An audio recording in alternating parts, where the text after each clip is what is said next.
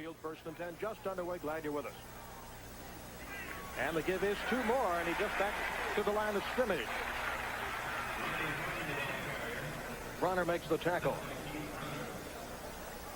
For the Buccaneers defensively, Bob Nelson getting a start today for Tyrone Keys. David Logan, the nose tackle, and Ron Holmes is back. He played a little bit against the Chiefs last week. Keith Bronner, Jeff Davis, Scott Bradley, and Chris Washington, the linebackers. And the all-new secondary.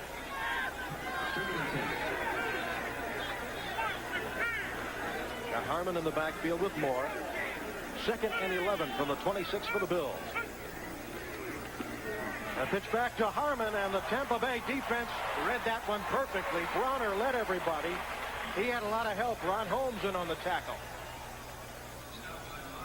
It looks like the Bills are going to try to run the football today. They're pitching to Harmon, the top of your screen, and the host of Buccaneer tackles are right there. It's interesting right now. It looks like Buller is going to try to run the football to take some pressure off his young quarterback, and it'll be interesting to see if Lehman Bennett is going to do the same thing and put on their conservative suits today. Last week, many Bills fans remember they opened the game with a bomb against the Patriots. It was incomplete. We have 3rd and 15 on the 22. No score, just underway from the touchdown. Still 3rd down. They had 11 people on the line of scrimmage. A young quarterback now just sees something different every week, and that cost him a 5-yard penalty, and that could mean the difference between a 1st down throw. There's one of the streaks you don't like. Their last win at Arrowhead Stadium back in December of 1983 over the Chiefs. The record is Houston had lost 23 road games.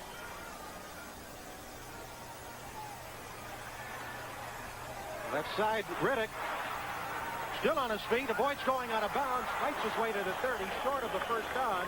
But they did pick up a lot of valuable yardage to allow their punter to get it out of there. Making the stop was Craig Curry from the secondary. That 5-yard penalty might have made the difference on that particular play. John Kidd, the punter, averaging just over 41. Bobby Futrell is back deep man for the Buccaneers.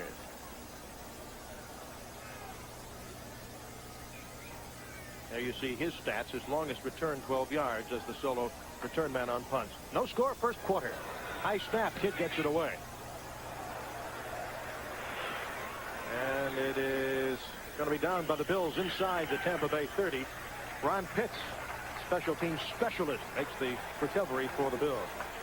A 51-yard punt. Now for the Buccaneers, they'll go on offense with Steve Young at quarterback. The vulnerable James Wilder, the only running back, Jerry Bell, the U-back, Freeman, Carter, and then McGee, the tight end. And the interior line, Taylor starting with Yarno, Grimes the center, Farrell and Heller. Heller was injured last week, but he's okay to start today. 1st and 10, the ball on the Tampa Bay 29. Wilder cuts back to the 30. And 2 teams that are frustrated this season are frustrating in their efforts to block and tackle each other. With Sean Farrell and Lucius Sandford. For the Bills defensively, Sean McNanny, Fred Smerlas, and Bruce Smith. And the linebackers, Talley, Marv, Cumby, and Sandford. Secondary for the Buffalo Bills, Bellinger, Romes. Boy, Romes is there almost from day one. Bayless and Freeman, another long-time Buffalo Bill on 2nd and 9. No score 1st quarter. The U-back, Bell goes in motion, straight drop. Flags down, and Young's off to the races. Bellinger with a good tackle from coming up from the secondary, but the flag is down on the play set. And they are usually holding penalties on the offense. The referee today is Jim Tunney. It's against the Bills. It's against the Bills, and it looks like they'll have... There's Hank Buller right now signaling on the sideline to decline the penalty. You saw a good example of Young's footwork there. Releases the hand. Defense, number 76. It's 5 yards. 1st down. Fred Smerlas, the veteran. Fred Smerlas is on Kent Hull. This Smerlas now, you see he's got his he's being blocked by Sean Farrell and Ron Grimes. He's using his hands, but I can't see Smerlas doing anything with his hands. It looked like the aggressiveness was on the part of the two offensive linemen with Tampa Bay. Smerlas in his 101st game at that position thought he'd seen everything. 1st and 10 for the Bucs on their 35, no score. Wilder up across the 40. James Wilder, who had 110 yards at Kansas City last week, is stopped by Smerlas. And that was his first 100-yard game this year. James Wilder, one year in 1980, ran the ball 407 times, which is a lot of carries for two backs, let alone just one back. It looks like both coaches have their conservative suits on. They're both probing right now to test each other's defense by running the football and, again, taking some pressure off two young quarterbacks. 2nd and 5 from the Buccaneer 40-yard line. Carter in motion. A lot of time for Young. He rifles one to McGee. And the young tight end gets up toward the 47 before Eugene Mars made the stop. It looks like they were in a zone defense, and Calvin McGee has the best hands on the team. Let's watch 86 as he just lays down nice and comfortably in the zone. It's a first down throw, and that helps a quarterback early in the game. Throws a 4 or 5 yard pass. He runs an additional 4 or 5 yards. They're first down almost on the 50-yard line. As I'm sure most fans know, Jimmy Giles now a Detroit Lion, and this young man is the man who's replaced him at tight end.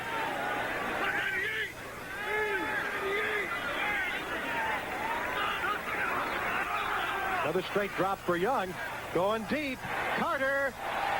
And it's broken up beautifully by Rodney Bellinger, the 5'9", 189-pound third-year man from Miami. The ball was thrown slightly underthrown. The most important thing right now is for Bellinger to run with him. Now the ball is up. They're both running together. Now watch both time themselves. They both go up for the ball. Carter almost makes the catch, but Bellinger is right there. Now Bellinger is not a very tall corner, but he has excellent timing, and he's a good athlete. You might remember that Carter had a dislocated finger this season that may have hurt him on that play. We're scoreless in the first quarter. 2nd and 10 from the Tampa Bay 48.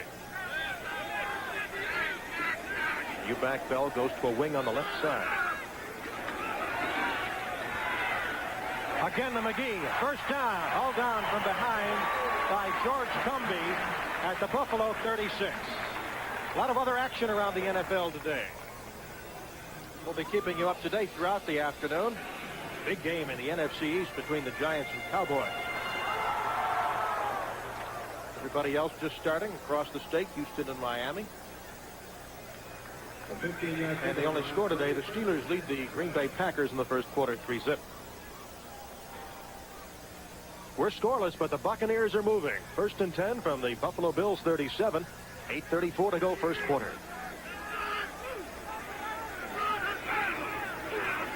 Third straight pass. Third straight. This time it's dropped by Bell. A scramble, and it looks like the Bills may have taken it. There's a big pile up. And it is Buffalo's ball.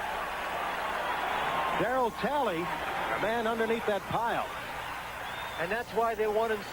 Have an opportunity now to penetrate, to get down there, kick a field goal, score a touchdown, and that's what's frustrating for a head coach.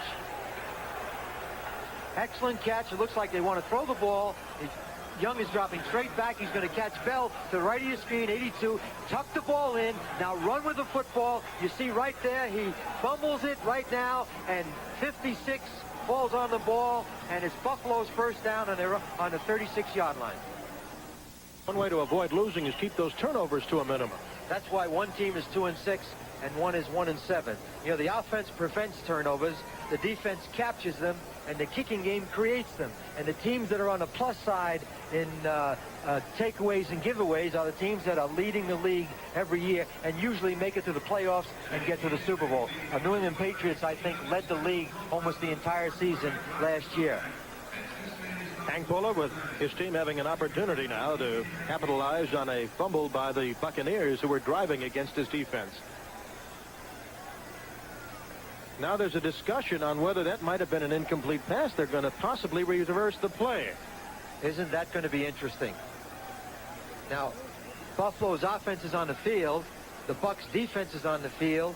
Now they're going to, if they reverse it, and they are going to reverse it, Tampa Bay is going to have the ball.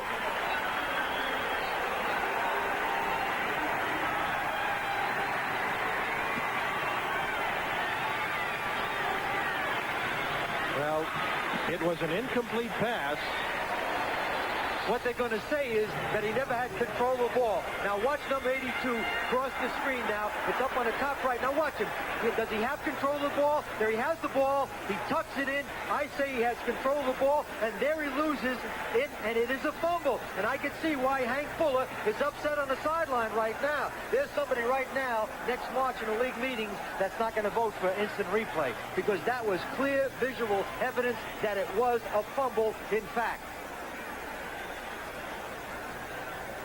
That's it, Hank. I would tell him the same thing right now. He's talking to Gene Tunney, and he's telling him, no way in the world that was a fumble. And I couldn't agree with him more. From our angle right up here, it looked like he had control of the ball, and then he fumbled it.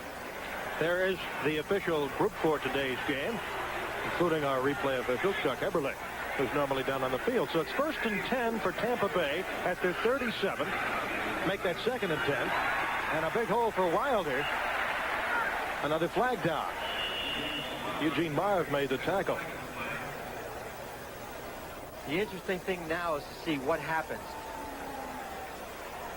Will the Bucs be able to take this break and go down and kick a field goal and score a touchdown? But now we have a holding penalty on Tampa Bay. Game rather disjointed. Incidentally, I'd like to apologize to some of you folks. Holding at the line of scrimmage. Offense, number 86, 10 yards. Still 2nd down. Some of you did not get clear audio to start the broadcast, and everything I understand is corrected, and we're glad you're with us. The ruling, Steve, was that he never had possession and control of the ball. You know, my feeling on the replay is he definitely had possession and then fumbled the ball himself. We are scoreless in the first quarter. 8 minutes to go in this quarter. 2nd and 20 for Tampa Bay at the Bills 47. Young is 2 of 4 for 23 yards passing today. Play action. Rolling to his left, hitting McGee, his favorite target, and McGee almost gets up to 1st down territory before he's smashed out of bounds, and another flag, Sam. It was a bootleg pass, which means that Young is on the run. McGee was wide open, and they might have hit Calvin McGee out of bounds. No, it's an illegal block. Illegal block on the part of Tampa Bay. Let's take a look at it. Watch the misdirection. This is what you do with a quarterback that is an athlete. McGee is wide open. Now take a look at the top of the screen. There it is right there, and it was an illegal block on 43, Martin Bayless. Good call. That's 1 for 2 for the officials. Illegal block. Number 82 during the run. 10 yards. Still 2nd down. Let's take a look at Jerry Bell as we see McGee running the ball. There's the block right there on Martin Bayless, and it's a push from behind, and what he has to do is face up. And when you're in a position like that, rather than make an illegal block, let it go, because they would have been 3 yards from a 1st down. Now we're 2nd and 13 from the Buffalo Bill 40 for Tampa Bay. Carter comes in motion. Wilder finds a hole and scrambles to the 35. Gene Marv made the tackle. Marv, I love him. He outslugs everybody in there. He loves the trenches. He's the leading tackler, and when he was teamed up with Jim Haslett, his other partner with the Bills, they were as good a tandem as there is in the Eastern AFC division. A very unusual drive for the Buccaneers. On a pass that was ruled incomplete, the Bills had recovered what they thought was a fumble to stop the drive. It's 3rd and 9 from the Bills' 36.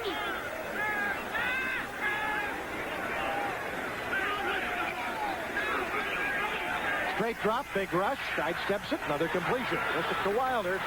He's short of the 1st down. Cumbie in on the tackle along with Martin Bayless for the Bills. Decision time. They're coming out with their field goal kicker. Iggy will come out. Donald Igwe-Buike. Igwe-Buike. Buike.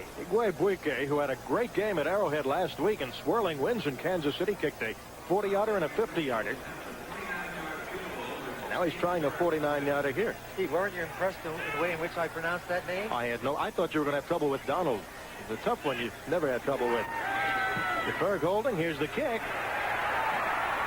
And the Tampa Bay Buccaneers with a 49-yard field goal lead, 3-0. Now that decision by the instant replay people gave the Bucs 3 points. We'll be back with the Tampa Bay kickoff right after this. And Sam Rutigliano back with you from Tampa Stadium, where the Buccaneers lead the Bills 3-0 on Donald Buike's 49-yard field goal. Sam, I tell you what, those penalties and those turnovers are keeping these teams buried. And that's something that you have to avoid, but it's interesting now as you look at that instant replay somewhere in the fourth quarter with 4 minutes to go. Will those 3 points make a difference in this football game? I think the Bucs tried to throw the football and did very successfully. They had a drop pass and some penalties that hurt them. On the kickoff, it's Richardson just in front of the goal line. And a reverse and a fumble by the Bills. And there's a big battle. The ball still loose in the end zone. And the Buccaneers may have recovered. It's a touchdown, Tampa. Pat Franklin, number 35. Ron Pitts on the reverse fumble.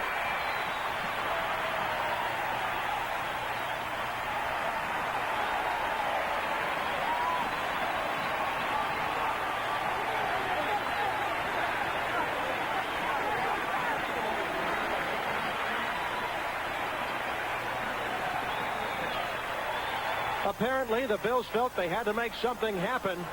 Richardson tried to hand it off to Ron Pitts. It was a fumble, and the worst disaster of disasters for Buffalo, and a great feeling of euphoria for Pat Franklin just added on to this team, recovering a touchdown in the end zone. That's the easiest touchdown the Bucs have received this year, and maybe for the rest of the year. Buike adds the extra point.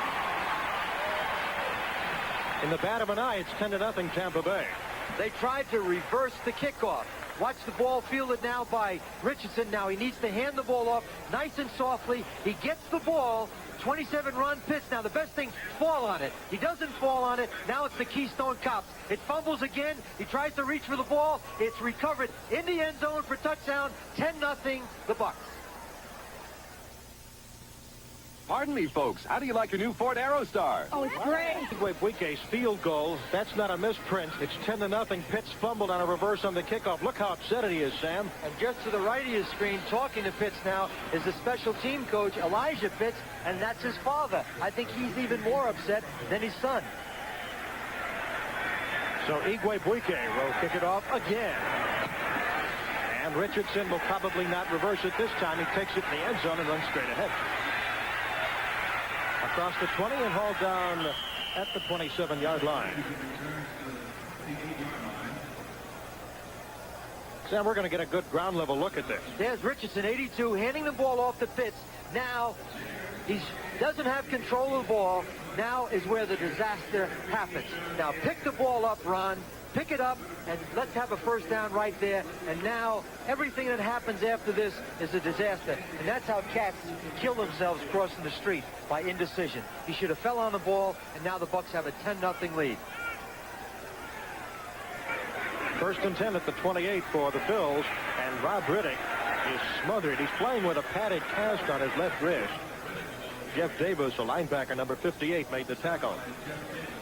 Around the rest of the National Football League today, we find the Detroit Lions jumping ahead of Cincinnati and the Falcons over the Patriots. All games will be in the first quarter. Browns lead Indianapolis, and the Saints jumping ahead of San Francisco at the Superdome. Green Bay jumped ahead of the 49ers last week, 14-0, and they came back. Today, Green Bay is being jumped on by Pittsburgh in the first quarter. Never more than 10 minutes away from scores on NBC. On second down, Riddick right up the middle. He'll be short of the first down. Chris Washington, number 51, a linebacker who started every game this year, makes the tackle. This is a very conservative offense on the part of the Bills. Had they been at home right now, they'd be booing them right out of the stadium. You have Jim Kelly, and he's yet to complete a pass. Harmon comes into the game along with Eric Richardson. There's Chris Washington. He had a good game against the Kansas City Chiefs last week. I take that back, Steve. He completed a pass on their first possession, but it was just a swing pass, and they needed 13 yards for a first down. Buffalo 0 for 1 on third down conversions. They own it on their own 35, 3rd and 3. Blitz by Washington. Screen pass out to Riddick. A flag is down. He looks short of the first down. Greg Swope, the rookie from Illinois, made the tackle. Against the Bucs. Steve, penalties are part of the game. But where they really hurt is in a situation like this. The Bucs have defense, number 71, 5 yards, makes it a first down. Getting back to it, the Bucs had possession of the ball. Now they lose possession of the ball. Offside, just check. Left side of your screen, there's 71. Bob Nelson is clearly offside, and they throw the flag, and the Bills are alive. Bucs 3 penalties, 75 yards.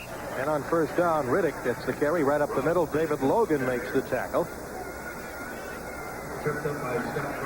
Boy, Riddick was one of the great surprises on this Buffalo Bills team. Had 2 knee operations. He came back at a great camp. Excellent game against Miami. Fine game against the Colts. Has had 2 knee operations and then had that broken left wrist. You can see the cast. And he played in the shadow of Bell and of Cribbs the whole time, too. And they drafted Ronnie Harmon, number 1 as a running back out of Iowa. 2nd and 6 from the 44, 10-0 Tampa Bay. Again, Riddick to the 48. A lot of carries for him today. Washington in on the tackle. Can only mention the Bills have a 20-game road losing streak. The Buccaneers have a 6-game home losing streak. And I think the Bucs broke their 19-game away losing streak against Detroit this year. Last time the Bills won on a grass field, they won over the Jets at Shea Stadium. It's going back a ways. 3rd and 1 from the 49. Everybody up tight. And Riddick gets the first down and some extra additional yardage. That's Greg Curry horse-carling him down at the 45. So, 3rd down and 1. Watch the football being handed off to Riddick. Good lead block right there, but there's a hole you could drive a truck through, and now he's going to get an additional couple of yards as he runs through the free safety, Craig Curry. First down on Tampa's 44-yard line. It's 10-0 in favor of Tampa Bay. They just got that touchdown on the kickoff team recovering in the end zone. That was their first touchdown since 1978. As Kelly rolls out, gets a little bit of a block and is hauled down from behind by Dave Logan with excellent pursuit. There's Logan. Boy, he was part of the heyday in the great Tampa defenses when they'd make the playoffs when Hugh Green and Selman were on that line. When Selman and Green were on that right side, Dave Logan, like a lot of nose tackles, was obviously a lot better football player, and he sorely misses those 2 great players. A little concerned that he continues to play underweight at that position and need a lot of bulk. 2nd and 6 for the Bills from the 40-yard line of Tampa Bay. Riddick is busy and a flag goes down. Scott Brantley made the tackle from his linebacking spot for the Buccaneers. I think they had a receiver on Buffalo moving. Illegal motion.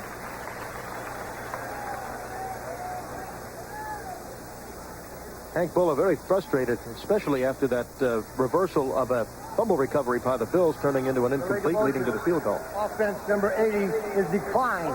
3rd down. When these 2 teams play, Steve, the officials bring a lot more flags with them because penalties are part of the game. And you can see right now they're both self-inflicting. They're both hurting each other with penalties. Or I should say, hurting themselves. 3 wide receivers in for the Buffalo Bills.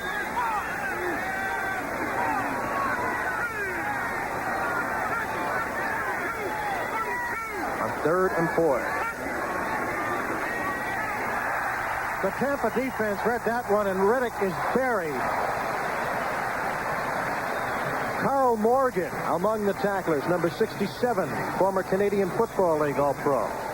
Lehman Bennett said yesterday he's going to have to put pressure on Kelly. They're in a shotgun. Here they come with the blitz. They try to run a draw play, but he is stopped by a host of tackles on the part of the Bucs. Very conservative play on the part of Buffalo. They need to get Kelly to throw the ball upfield. That's what he does best. They haven't done that today. They've thrown a couple of swing passes, and they had a rollout. Kidd had one punt today for 41 yards. Futrell back deep for the Buccaneers. Wants to pin this one in the 20. It's hanging high. Gonna roll. It's gonna roll. Dwight Drain there, number 45, is ready to cover it. And a great punt by John Kidd to the 6-yard line will pin the Buccaneers deep in their own territory. That ball should have been fair caught by Bobby Futrell. And that's the end of the first quarter. A good punt by John Kidd. A bad first quarter for the Bills. Tampa Bay leads 10-0. Too good of stats for these two teams in the first quarter. That's why they're 2-6 and 1-7. And penalties and turnovers again making their mark on both these ball clubs. Just the time of possession on the part of the Bucs. They have had the ball a few more times, but they've scored their 7 points when Buffalo had the ball. A great punt by John Kidd at the 6-yard line. We are in the second quarter now. It's 10-0 in favor of Tampa Bay.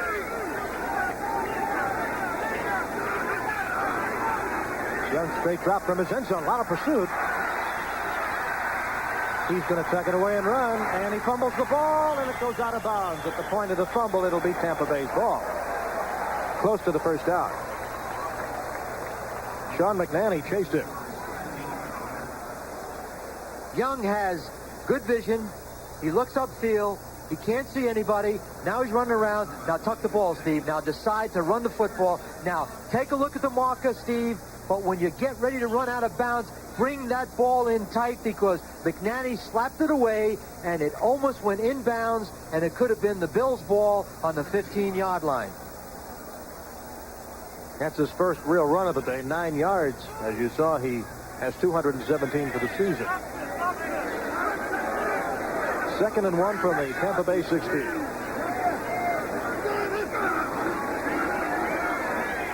Gets some time. Otto McGee. And Calvin McGee, who has good hands, was unable to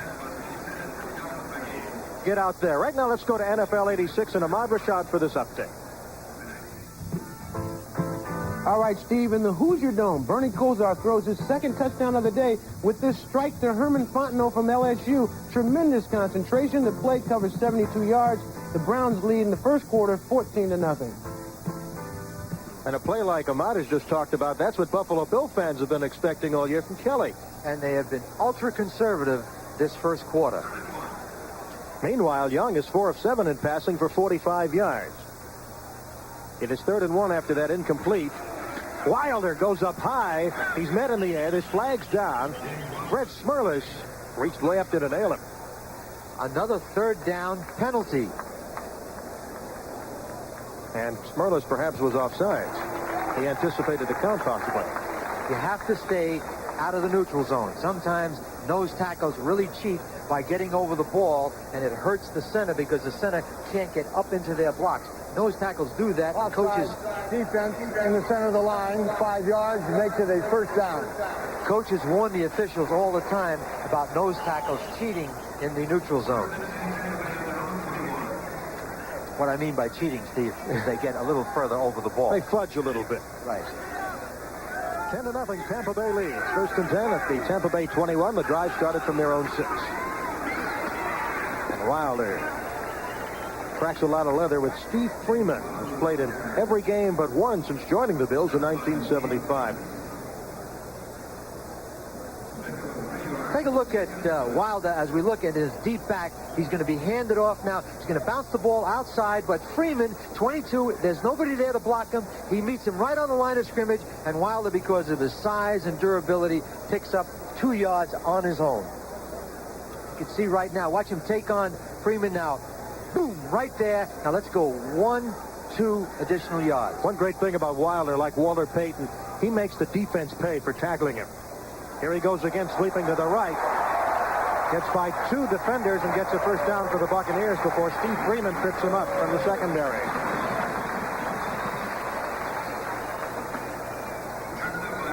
You know, a lot of people are talking about Wilder right now because in '83 he had a 78 run. We have somebody hurt on the side, and it's Rodney Bellinger, number 36, but he's going to be okay. Getting back to Wilder, he had a 78-yard run in '83, a 37-yard run in '84, and a 28-yard run in '85. And a lot of people think because they've used him so much, you know, he's not that durable a back, and they might have worn him down. He missed a couple of games with a bruised sternum. And Bellinger, who's okay, is out of the game, but Derek Burrows will go in for the Buffalo Bills in the secondary.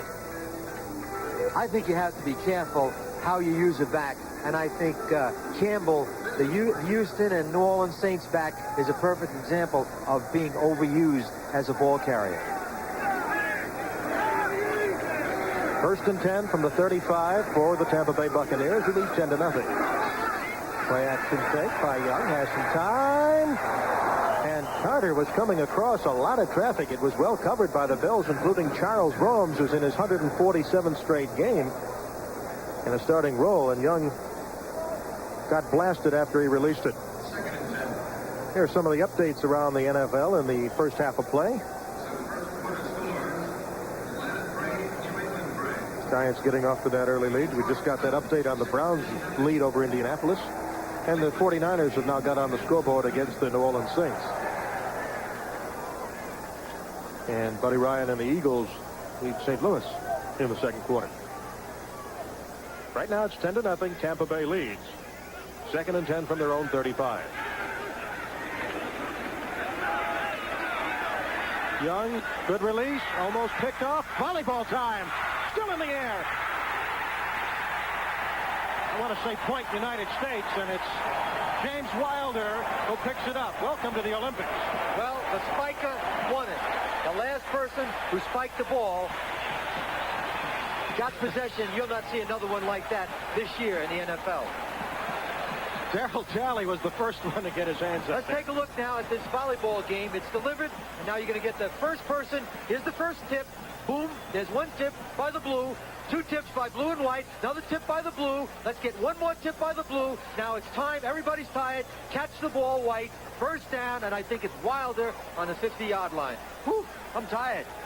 Well, Hank Buller thought he saw it all, but he didn't.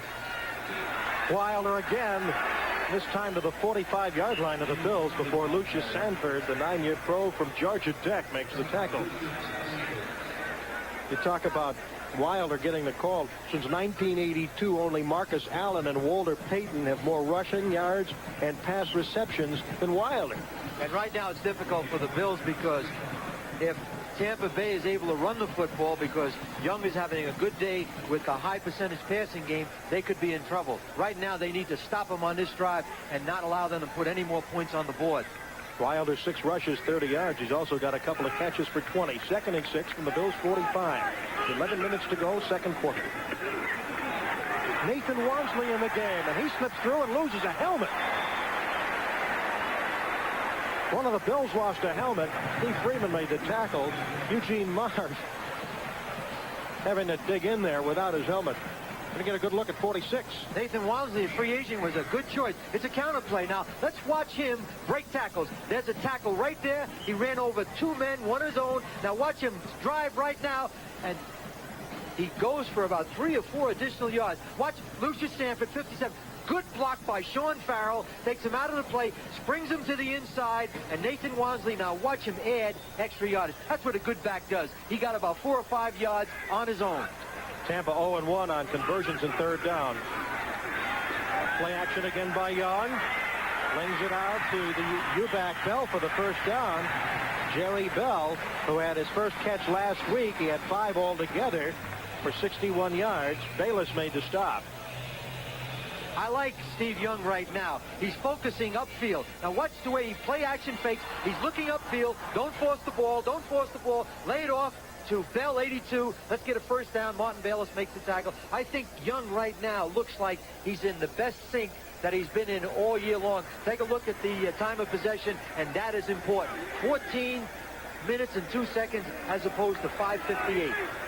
A nickel back is 45 White drain for the Bills on 1st and 10. Nathan Wansley That's a couple of yards before he's tripped up. Eugene Marv made the tackle. You got to remember the Bills are 26th defensively in the league and 25th against the pass. And Young is having a very nice afternoon here in the first half. Lehman Bennett is where he wants to be right now. He's out of the single back, and he has Wansley and Wilder in the backfield together, and that's really what he wanted, but he had some injuries in the early part of the year. 2nd and 9 from the Bills' 35. It is 10-0 Tampa Bay. 8:58 to go first half.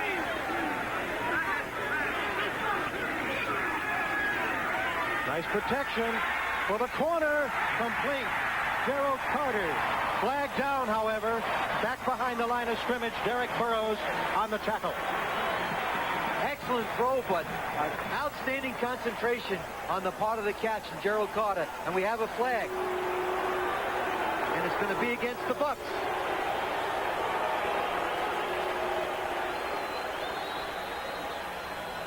Holding. Holding. The ball was on the 4-yard line with 1st and goal to go. So a 33-yard completion is nullified. Holding offense in the backfield. 10 yards. Still 2nd down. It has to be Wilder or Wansley. Let's take a look at it. Let's look at the bottom of the screen. That's Lucius Sandford, and Wilder right now has a bear hug on him. He's holding him. Now he's going to, it looks like right now he's going to get 2 points almost for takedown. Look at him hold on to Lucius Sandford. That was not a very smart play on the part of James Wilder. That looked like an Arthur Murray instruction tape, the way he held him and grabbed him. You can kiss him, but you can't hug him.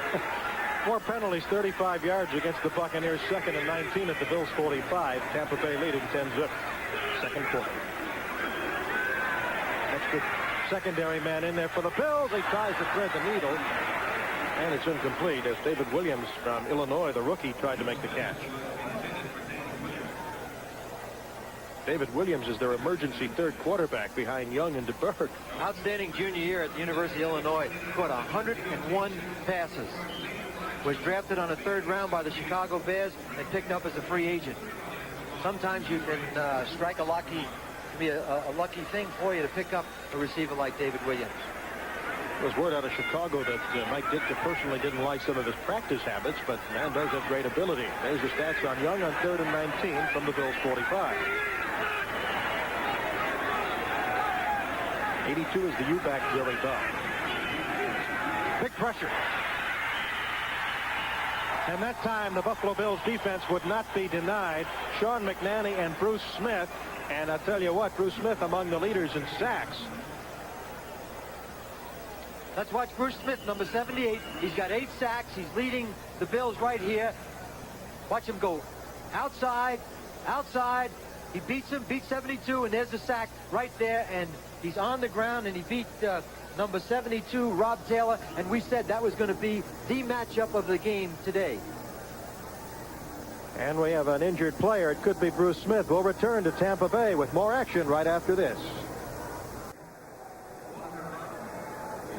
And Tampa Bay will now be punting. Frank Garcia, number 5, had a rough day at Arrowhead last week. He had one partially blocked, and he was tackled behind the line of scrimmage on one punt. Will kick to Walter Broughton. High snap. Big rush by the Bills. He does get it away. Broughton will run it back from the 20.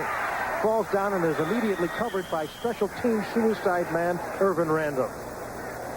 Well, we'll see if they can uncork Jim Kelly.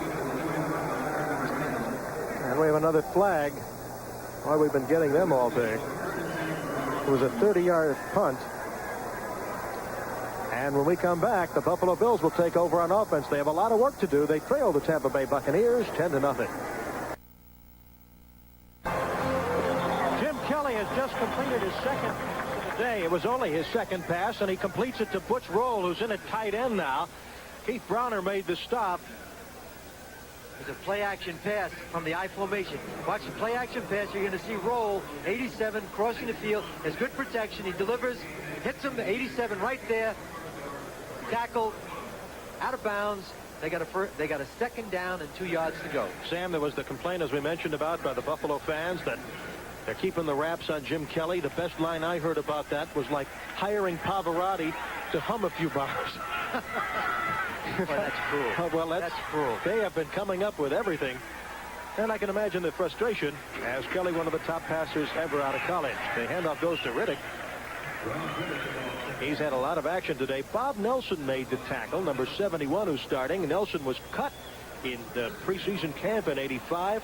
He says, I'll show you. You know how he built himself up? Carrying logs while jogging. I tell you what, that gave him tremendous incentive to want to make a football team. He played at the University of Miami with Jim Kelly. He was his roommate, as a matter of fact, for 3 years. But he's a big, strong, excellent run defender. His problem is he doesn't have the adroitness to really rush the passer. 10-0 Tampa Bay. Bills trying to get back. They own it on their own 32, first and 10. Fumbled by Buffalo. Good scramble. Let's get the official word, not the word of the white uniform Buccaneers, before we determine who has possession. Tampa Bay. Second costly fumble so far by the Bills.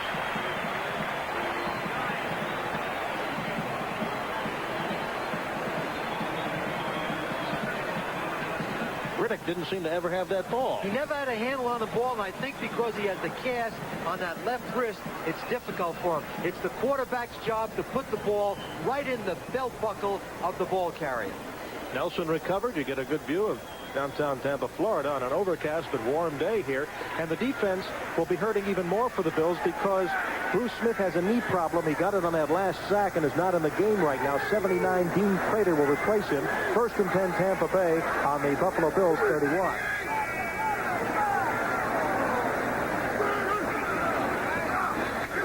Great drop by Young. Lots of time. Then he overthrows Wilder. That ball just carried on him. Darryl Talley covering. What's going on around the rest of the National Football League this afternoon? Well, let's keep you up to date here. Danny White has suffered a fractured right wrist in the Dallas Giant game, with the Giants leading Dallas in that one. Falcons and New England tied. Detroit still leads the Bengals. Indianapolis is on the board now, trailing 14-3. Look at that. The Oilers are still scoreless at Miami. Pittsburgh's increased its lead. Our game 10-0 Buccaneers. Bruce Smith is left knee, ice pack. They're going to need him to rush the passer today, and if he's out there, he's going to be sorely missed. He has 9 sacks for the season, had 6.5 in the entire, in all of 1985. Second and 10. Quick release. Carter can't get it. It's out of bounds, incomplete. Charles Rome covering, and now a flag goes down. Another penalty. And this is a big one if it's against the defense. And it looks like it's against the defense. Charles Rome. Defense, number 26. First down. Watch Charles Rome, number 26, as he runs with Gerald Carter. Now he puts his hand on him there. That's okay for 5 yards. Now let's watch them both run together. They're both concentrating now because they have to find the ball. Carter has him beat. Now watch Rome's right there. He puts his hand on the shoulder and he grabs it, and that's an interesting call because Carter almost runs over the official. He is not allowed to put his hands on him, and I don't agree with that call. I don't agree with that call because he never really pulled him back. That's a tough call on the defense. Now he got a first down inside the 15-yard line. And a 10-0 lead for Tampa Bay. The ball is on the 12 of the Bills. Here's a reverse. And the Bills almost have Carter. He gets away from one man, but he'll be thrown for a loss on a good tackle by 29, Derek Burrows, a former first-round draft pick from Memphis State. The reverse with Gerald Carter. The reverses are not working today. No. I would question that call. They've got everything going for him right now. Wilder's running the ball effectively. Why get involved in some kind of a trick play? The important thing right now is not to have a loss. Let's get down in there, kick a field goal, or get another touchdown. Look at the time of possession. 16:25 as opposed to 7:34, and that's because the Bills are turning the ball over every time they get any kind of a drive mounted. You must remember Tampa Bay scored on a 49-yard field goal, and then on the ensuing kickoff on a fumbled reverse attempt, they fell on the ball in the end zone for a touchdown. Second and 15, and wide open is Carter, and he drops the ball. He would have run inside the 5-yard line. Nobody covered him. He was in the flat with no one covering him, and Young saw him right away. The most important thing a receiver has to do is catch the football. Let's go to Bob Costas now for this updated NFL 86.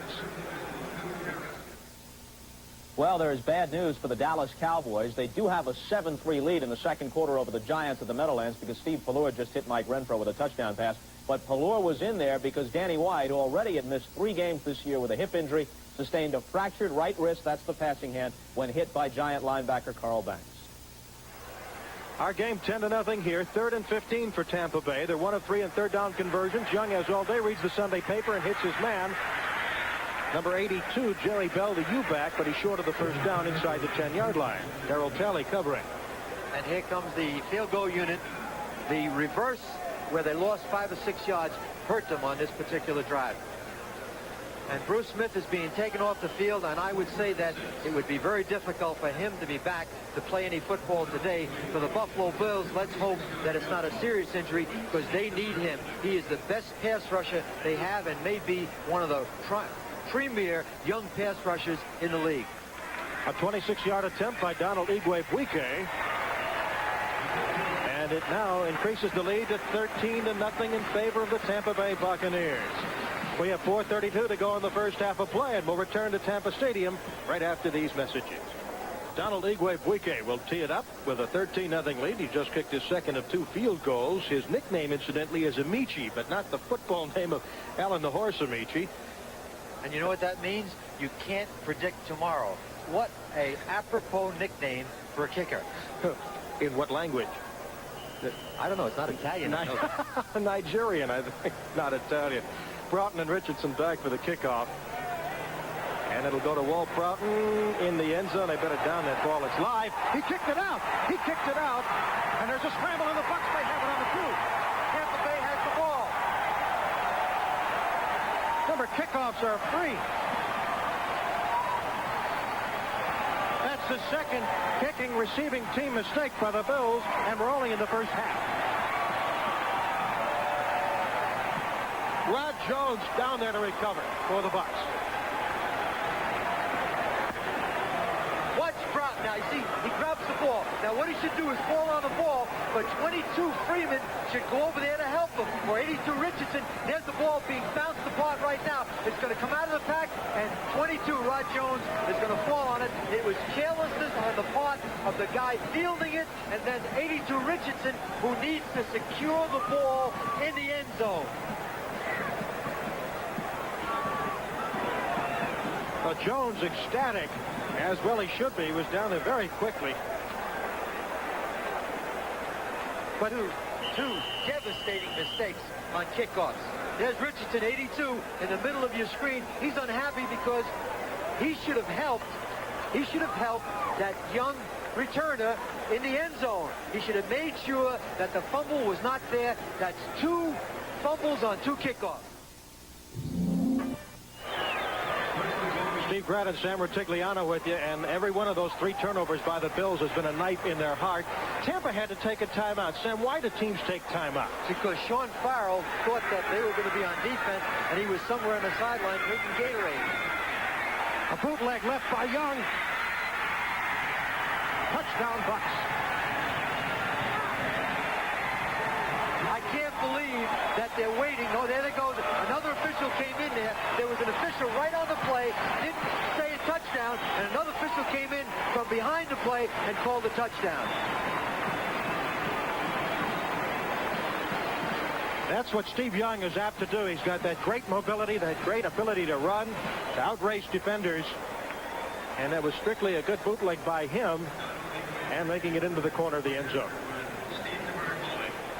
Donald Igwe-Buike, very busy today. Will try a second extra point to go along with a pair of field goals.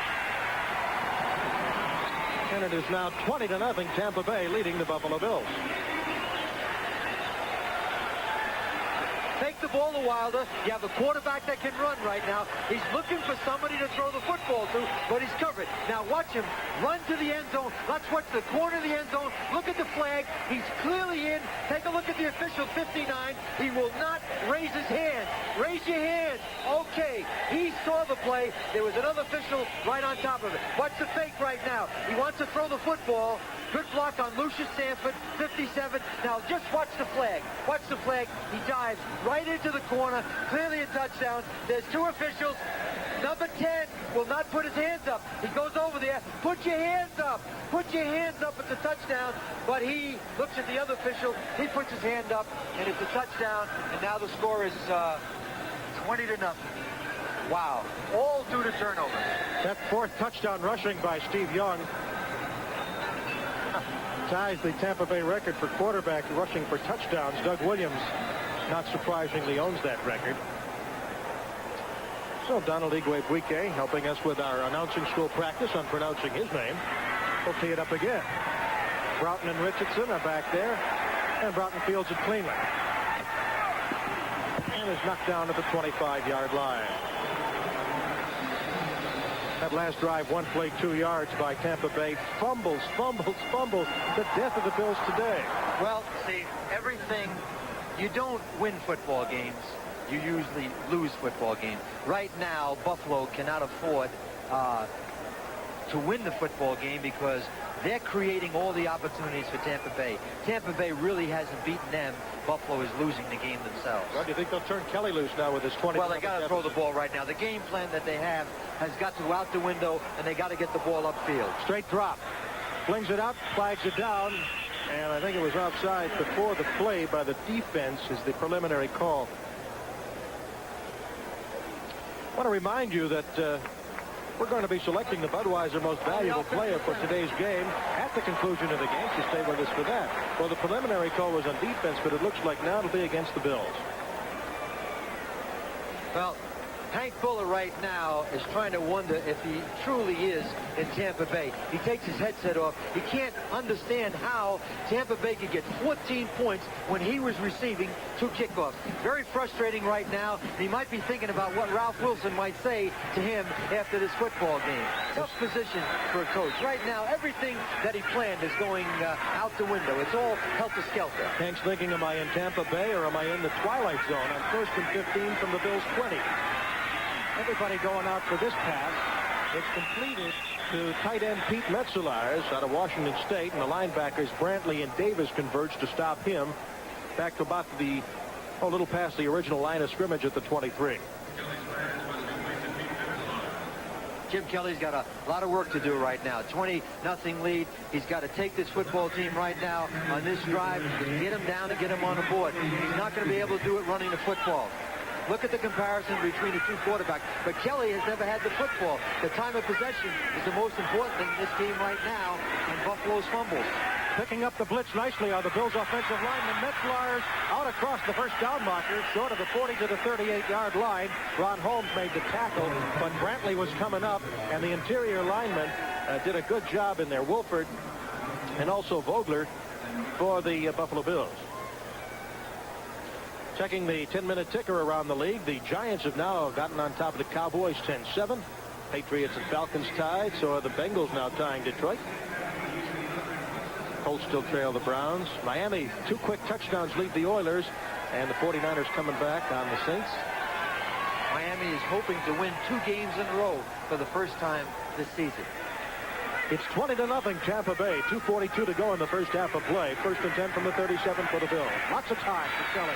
Going deep. Metzelaars wide open. And he's knocked down at the Tampa Bay 25-yard line. Greg Curry on the coverage. The reason for that, Steve, was he had all kinds of time in the pocket. There was absolutely no pass rush whatsoever. Metzelaars is his favorite receiver, 6'7". Take a look at Kelly right now. Drops back, 5 steps, 7 yards, looks to his left, moves his feet, looks to his right, and he finds Metzelaars, 6'7", ex-basketball player from Wabash College. Tackled by Greg Curry. A 38-yard completion.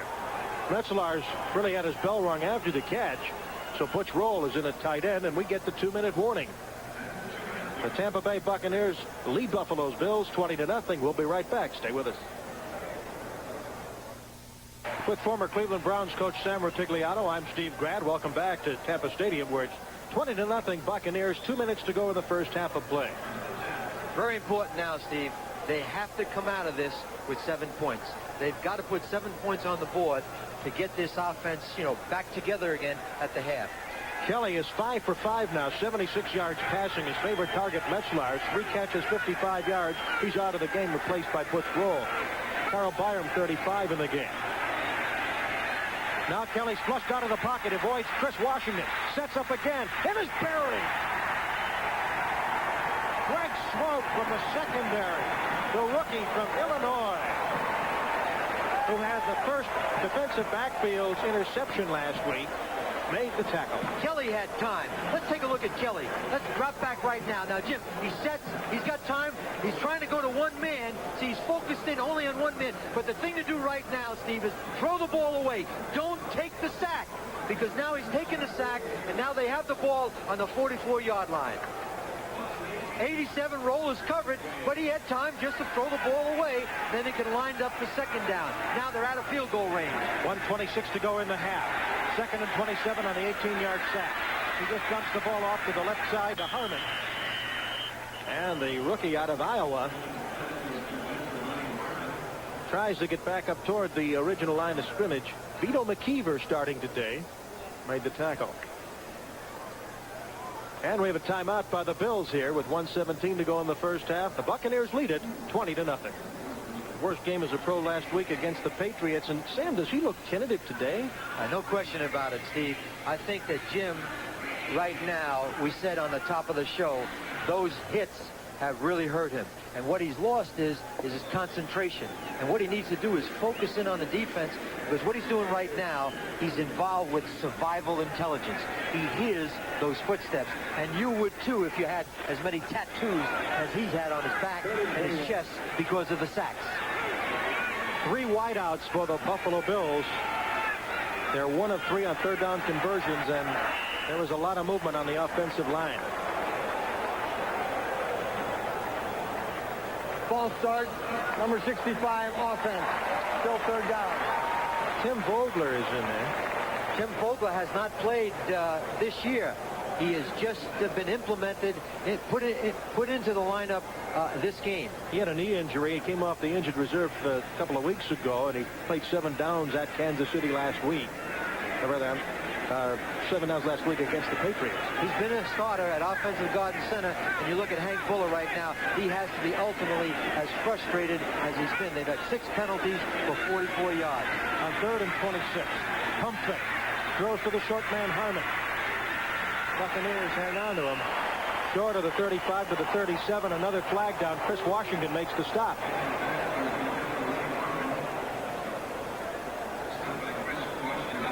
Timeout. Buffalo. Number 2. Take another timeout with 1:07 to go in the half. But, Sam, we do have some flags down. Lehman Bennett with a comfortable, well, nothing's comfortable, but with a 20-0 lead. There's no such thing as being comfortable. Murphy, their outside linebacker, a great player from the University of Oklahoma that was drafted this year. He's pointing to the right side of his back. It looks like he must have got a helmet in the right side of the back. There's Murphy, 59, right between all those orange jerseys who are the trainers. Remember, we mentioned at the top of our broadcast how close these teams could have been to at least 4-4 right now. Look what happened to the Bills after they lost the opener, and then they lose that Jets game and the Cincinnati game. Nothing succeeds like success, and nothing fails like failure. Had they won a couple of those games, they may have been able to turn it around. And you can see the same situation as with Tampa Bay. Had they won maybe that 2 overtime games there against L.A. or Atlanta, it might have given them the impetus. But right now, Steve, we're not involved in a game that anybody is winning. Buffalo is trying to lose the game to the Bucs. After a big 38-yard completion from Kelly to Metzelaars deep into Tampa Bay territory, the Bills thought that they were at least going to come out with 3 points. But now John Kidd is in on 4th and 38. There was a sack and some problems. That's right, a sack and a penalty, and now Kidd is going to punt the football, and they're probably going to go in 20-0. Although there's 1 minute and 7 seconds, if Tampa Bay has decent field position, they have their timeouts. They have 2 left. They got a chance to go down and kick a field goal. Bobby Futrell back to receive it at about the 14-yard line. High snap. Kidd gets it away, though. And Futrell catches at the 17-yard line. Fair catch, stops the clock. They're on the 17-yard line. Be interesting to see what Tampa Bay is going to do right now. Very frankly, I would see them throw a deep pass. If they were able to get a first down at midfield, they could then maybe get 1 or 2 more first downs. Plenty of time left. Got the timeouts there. They could line up and kick a long field goal. A 37-yard punt. In case you just tuned in, Here's how this unusual game started. The Buccaneers scored first on a 49-yard field goal by Igwebuike. It was a controversial play, which the Bills thought they recovered a fumble, but it was ruled incomplete. Then on the next kickoff, the Bills tried to reverse. It was fumbled and recovered in the end zone by the Bucs for a 10-0 lead.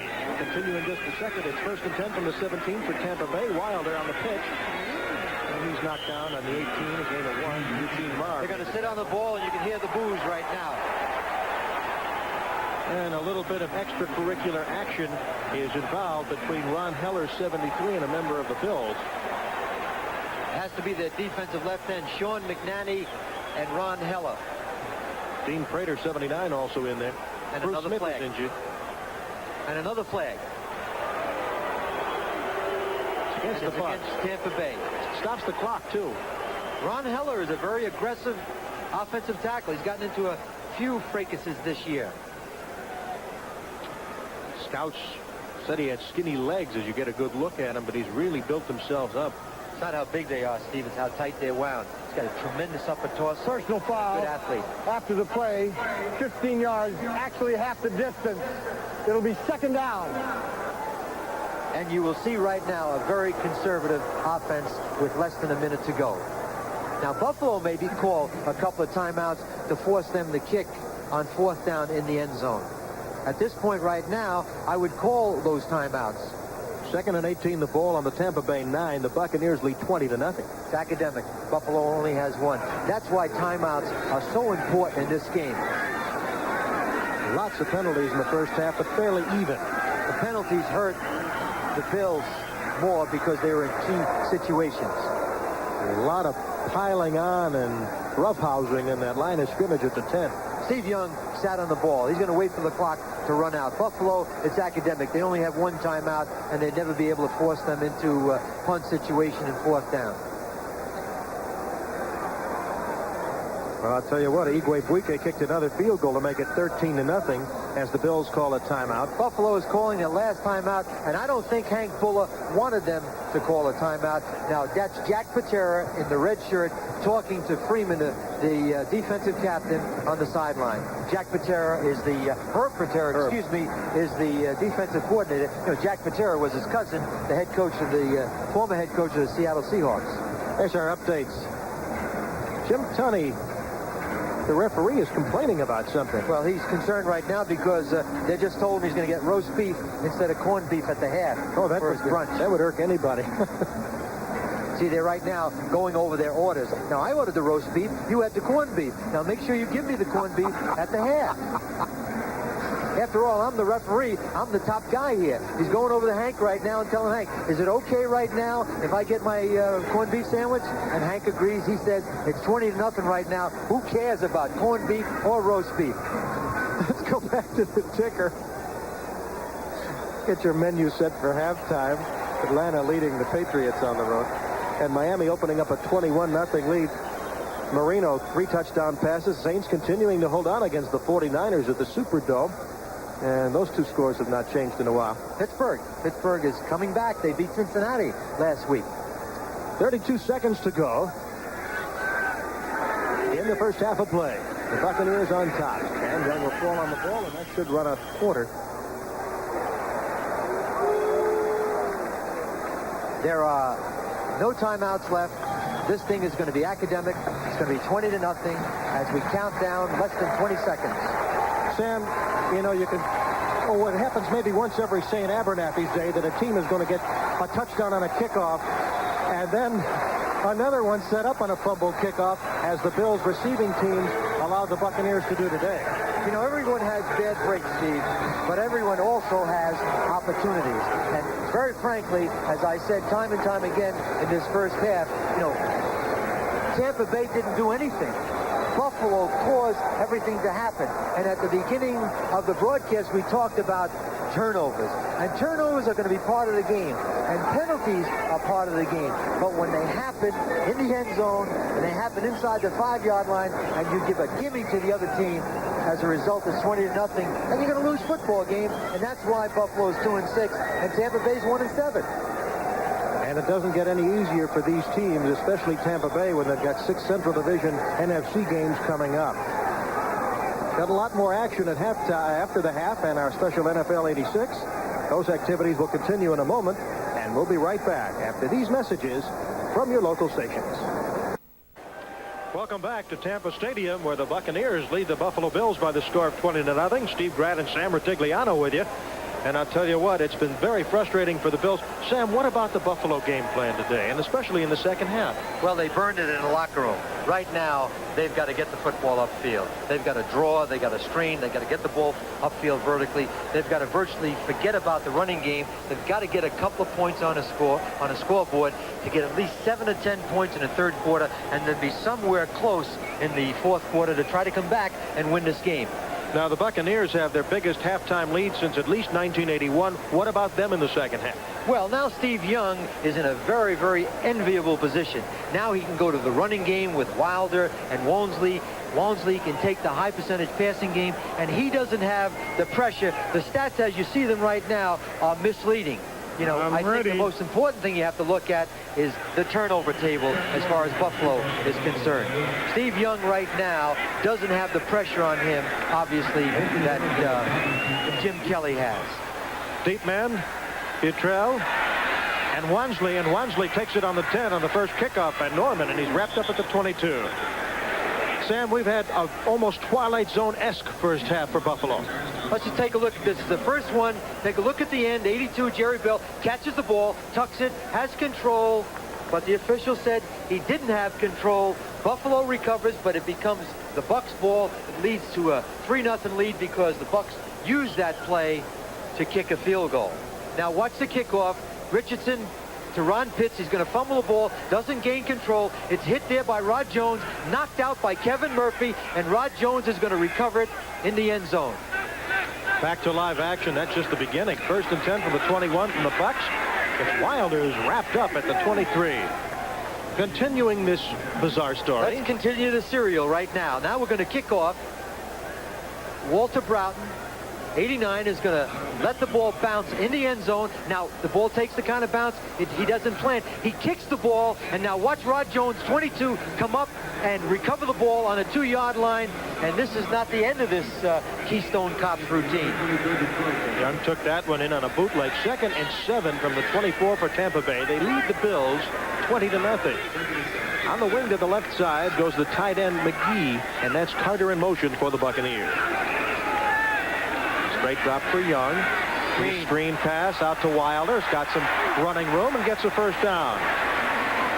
But, you know, today the fans have been treated not only to football, but in warm climes in the South, volleyball is very popular. No net on the field. Now let's take a look at, let's see, white and blue. Pass to blue. Back to white and blue.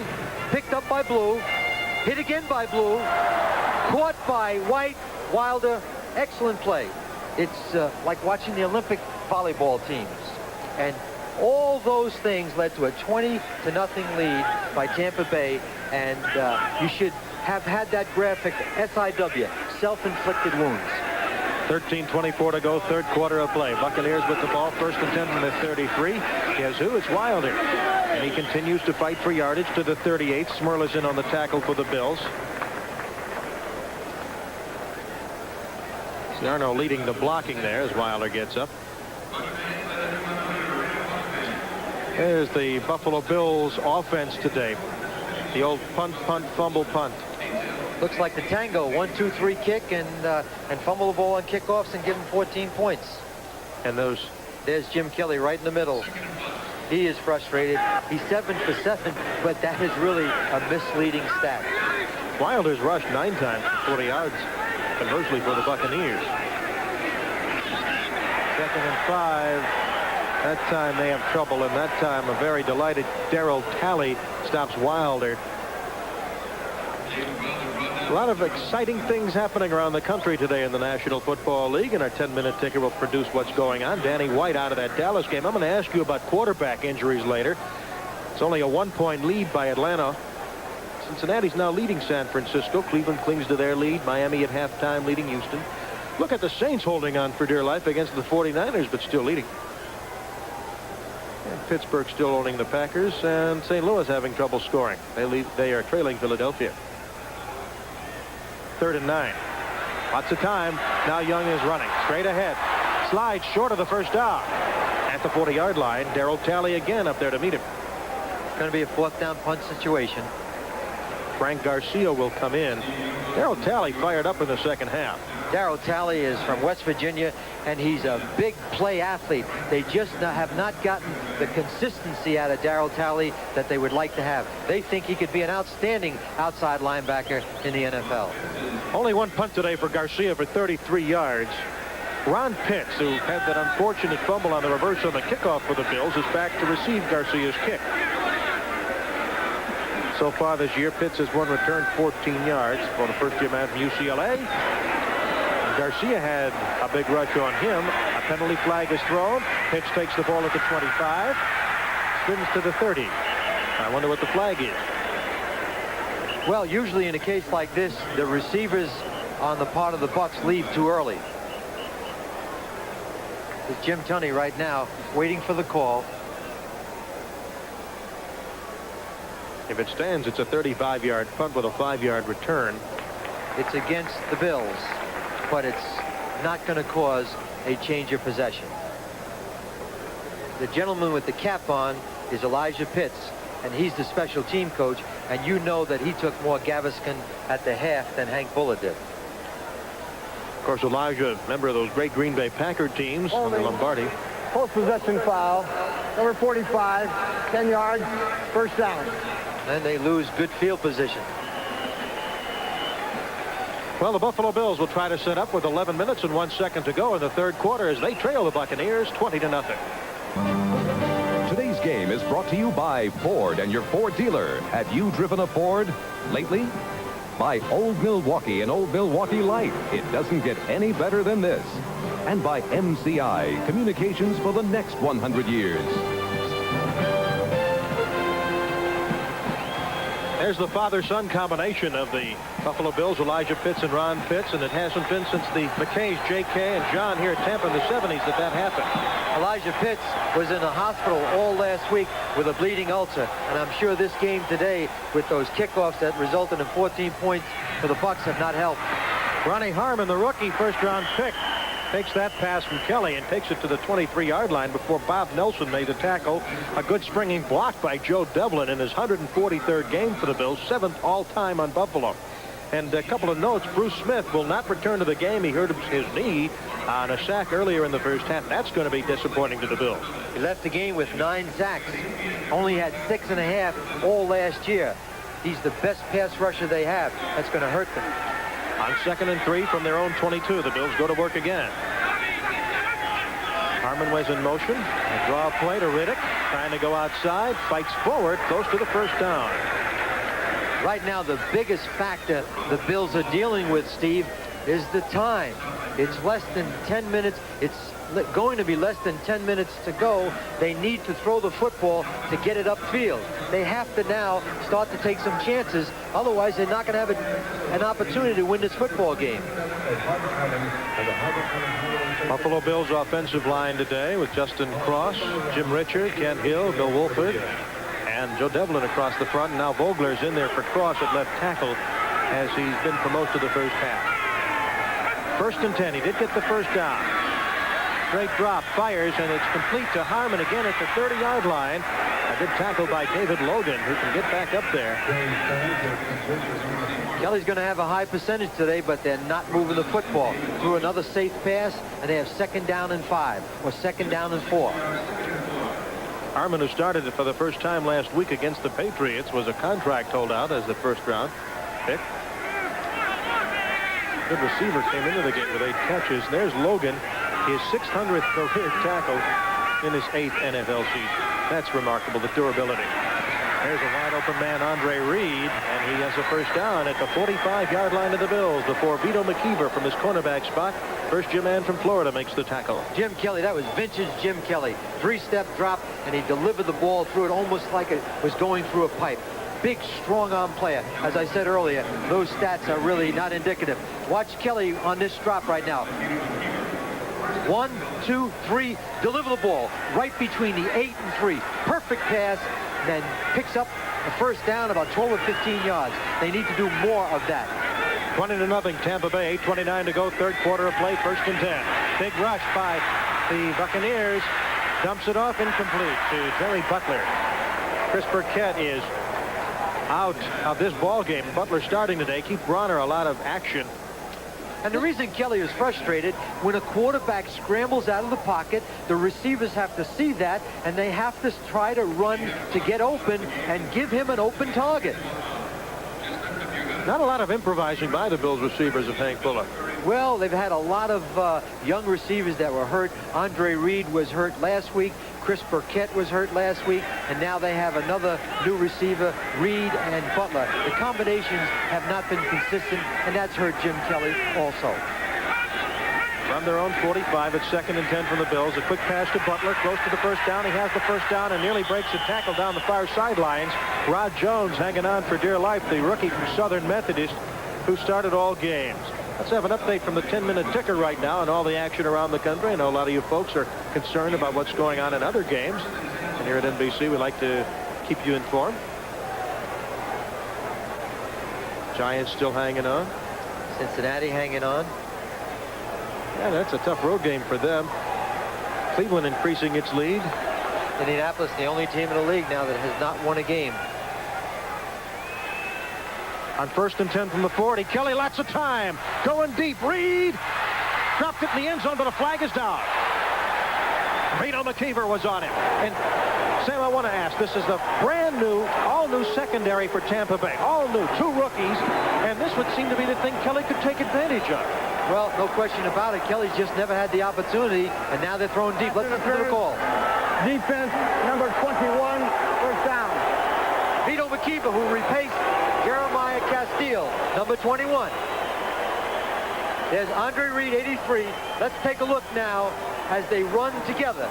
Now, 83 is running with McKeever, 21. Now, they both turn to the ball. Now, watch McKeever right now. See, he gets in front of him and pushes. Well, that's really close. What they're going to call right there is McKeever didn't turn his eyes back to the quarterback and did not give Andre Reed an opportunity to catch the ball. But again, that was a close call. And, of course, Buffalo has got to get on the board. Not a field goal, 7 points. That 35-yard penalty right there. Goal to go from the 5. Pitch out to Harmon, running left. Bringing the defense, and he's out of bounds at the 2. McKeever ran him out. McKeever's no stranger to Kelly. He played against him in the USFL.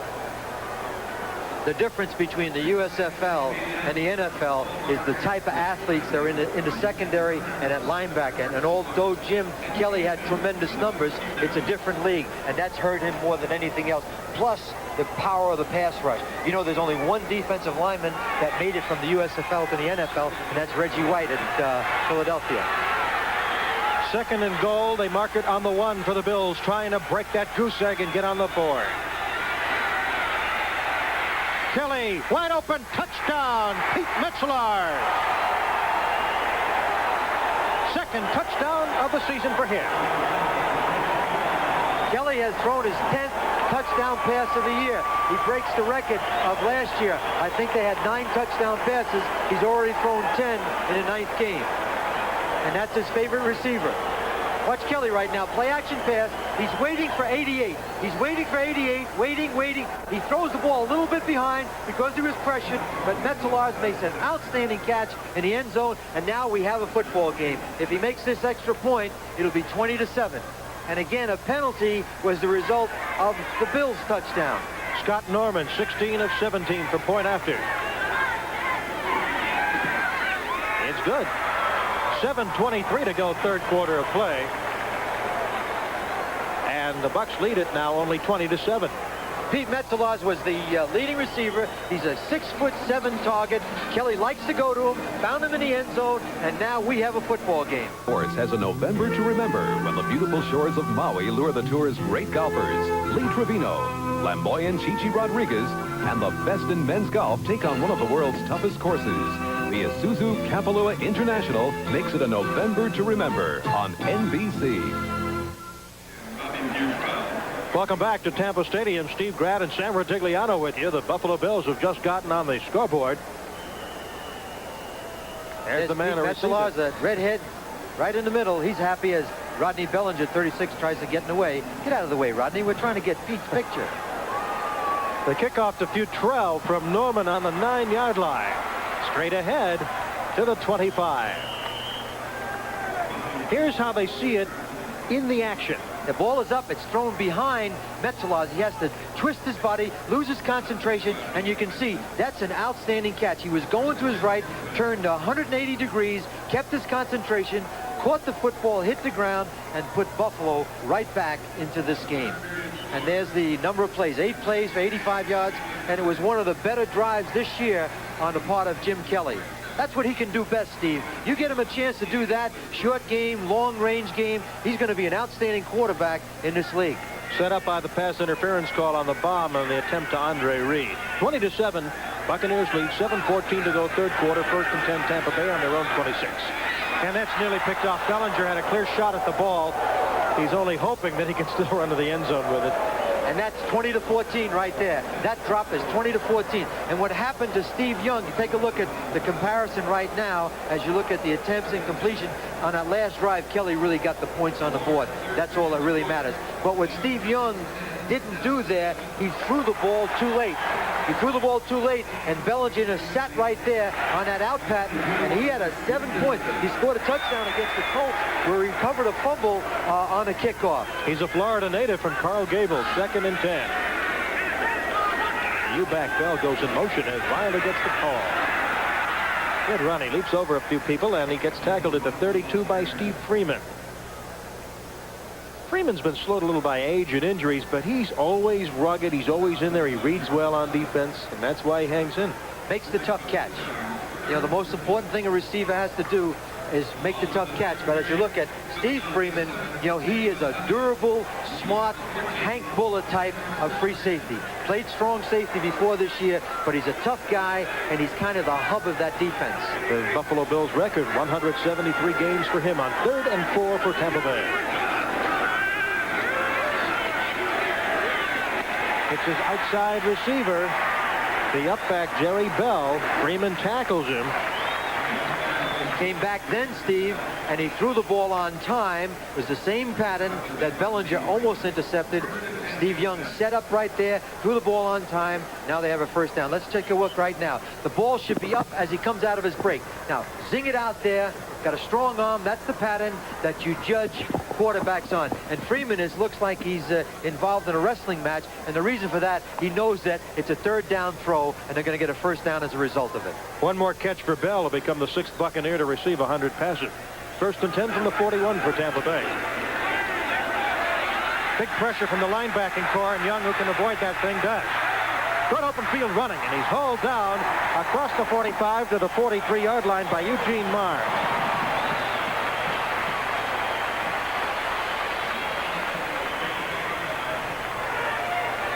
The difference between Steve Young and a lot of quarterbacks is he not only can hook slide for first downs, now get out of the pocket, he can make this thing interesting. He could go all the way for a touchdown. Watch the way he avoids 58. Cumbie, now go down, Steve. Remember what I told you at the beginning of the broadcast. There are no old running quarterbacks in the NFL.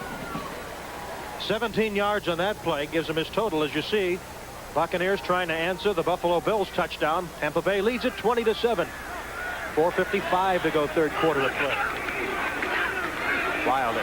Penalty flag down as Wilder's tripped up at the 40-yard line by Martin Bayless from Bowling Green. You know, I want to just get to this one point, Sam. You saw how Young slid down, protected himself. It'll be against the Bills. And we'll hear Jim Tunney. But we saw Danny White go down today for Dallas. Lehman Bennett cringes whenever Steve Young's piled on. Same with Kelly. 16 quarterbacks in injury reserve last year. What's going on? Well, the game has changed. They're no longer... Illegal use of the hand, number 76, will be added to the end of the run. 5 yards, first down.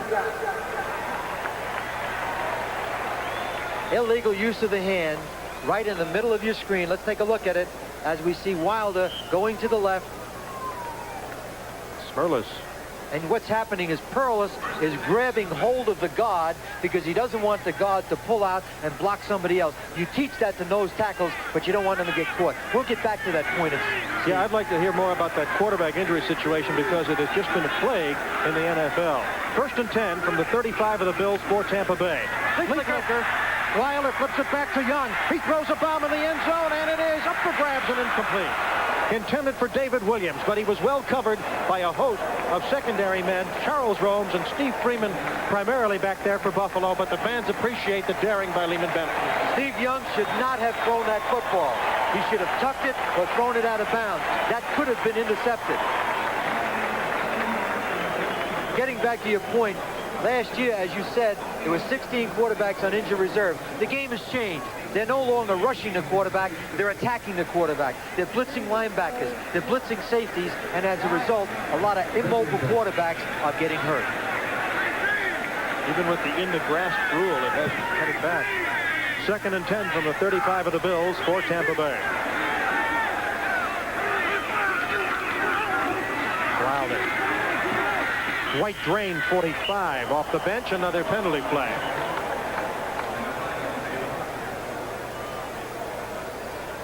While we're waiting for the call on the penalty, let's update you on scores on our NBC 10-minute ticker. Preliminary call might be against the Bills. 10-7 Giants still lead. Detroit has tied Cincinnati. But down a little bit down the state, Dan Marino is going wild. 4 touchdown passes against the Oilers. 10 yards. The interesting thing about that is Miami has really been having a tough time on defense, and looks like they may get a shutout. Another penalty, this time against the Bucs.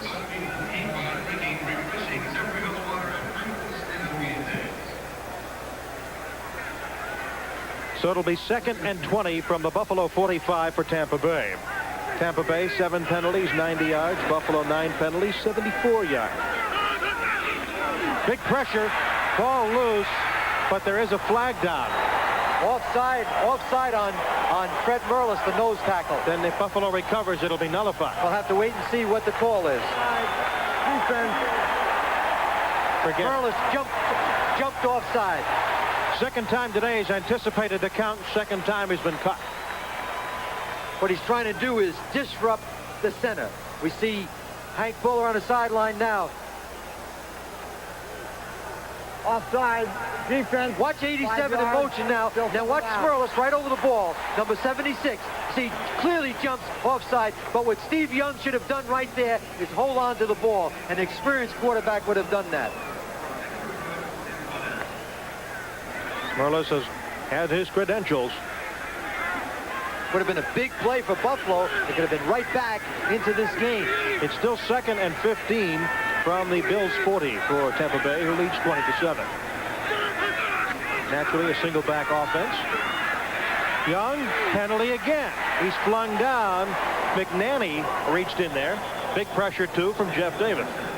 Or rather from Gumby. George Gumby, former Packer. 5 days before the season opener, the Bills were able to grab him. Looks like it's against the Bucs, but I think Buffalo will decline it. It'll bring a 3rd down and a lot of yards. You see, Jim Tunney has had a busy day on camera with all the penalties in this game, all the self-inflicted Illegal use wounds. of the hands. Number 60 offense is declined. Also illegal use of formation. Offense is declined. 3rd down. Well, the illegal use of hands was on center Randy Grimes. Well, they now have a 3rd down. Look at the penalties. The Bills have 10 and the Bucs have 7. And I guess we've said this repeatedly. That's why they're involved in the 1-loss column where it is today. And most of the penalties come at inopportune times. 2 sacks by the Bills for minus 15 yards. You know, Grimes was called that time, but the offensive linemen don't get a lot of recognition. And he started 24 games at center after being a converted guard, did Grimes. They need to do something very conservative here right now. Maybe a screen or a run. Wilder on the run. Another flag. And Bayless is upset with Gerald Carter. Boy, the frustrations are mounting. Dunny's a little upset here, too. And who's he talking to? He's talking to Sean McNanny. McNanny must have said something to him, and Tunney got upset about it. You want to be very careful now. You don't want to give the Bucs the ball because you said something to the official. Best thing for you to do as a player right now, get back in the huddle and keep your mouth shut. And you don't want to get thumbed because they're already missing Bruce Smith with a knee injury. McNanny got thrown out of the Colt game early 2 weeks ago.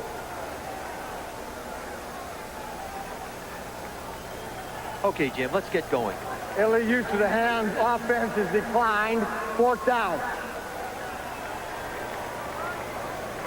Garcia back to punt for Tampa Bay. There's McNanny getting off the field. Ron Pitts is back.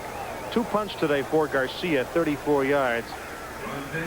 They're getting short of defensive ends.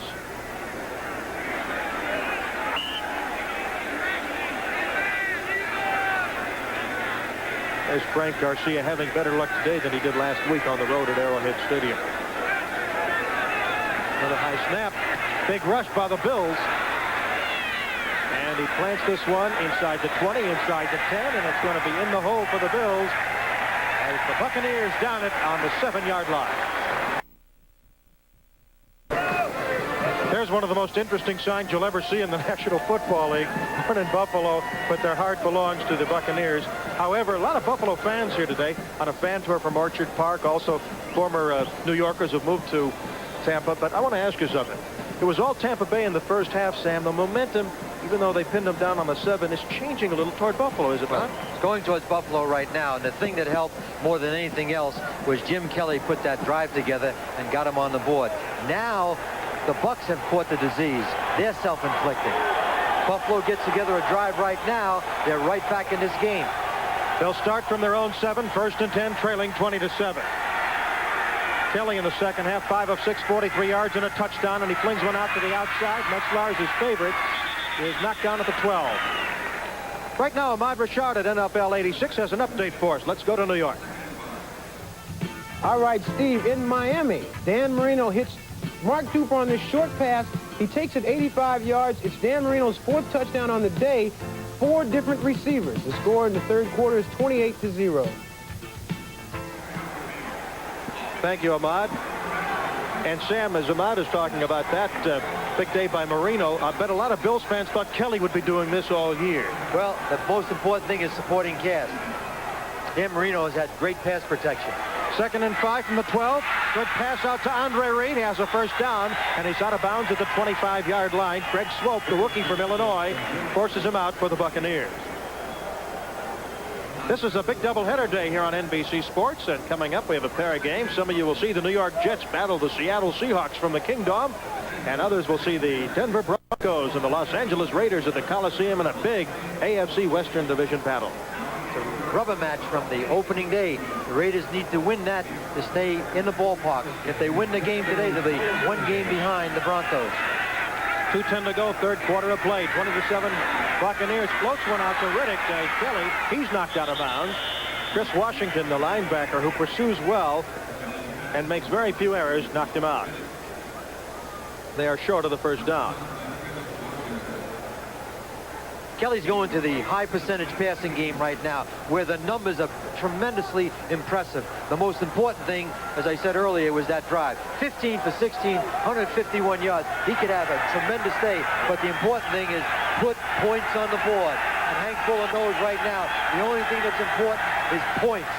2nd and 6 from the 29 for the Bills. 2:04 to go, 3rd quarter. Big rush by Tampa Bay. Kelly dumps it off incomplete. And there was a break by Kelly for the Bills because the Buccaneers were coming. Craig Curry from the safety position. And what the blitz does, it breaks the rhythm of your pass offense. Now watch him come to the inside. Brantley, and now Curry is free, and that errant throw there was caused because of the rush, because if he would have hit 83, we'd had a big, big play. Good block by Harmon, too, picking up the blitz. There's the Buccaneers secondary and defensive players.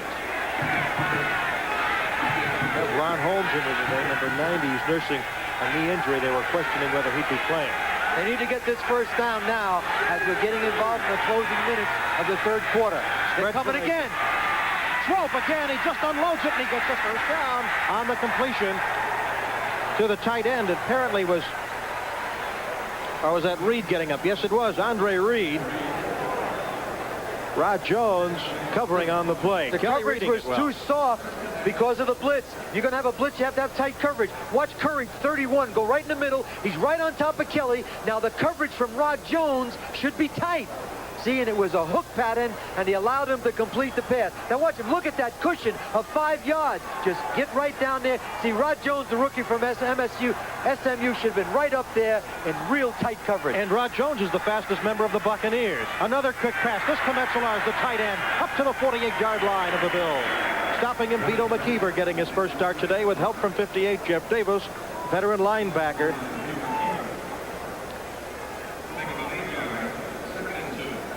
So 2nd and 2 from the 48. Boy, Kelly is opening it up. Remember, in the first quarter, as we check our 10-minute ticker, and now Cincinnati and Detroit are tied. New England's ahead of Atlanta 12-1. I don't, maybe that's left over from baseball. The World Series. Pittsburgh increasing its lead, so do the Eagles increase their lead on 2nd and 2. They need to get to midfield. Riddick having trouble. He turns the corner, gets the first down, and knocked out of bounds by Vito McKeever. Early in the game, Buffalo was going strictly on the run, but they've opened it up.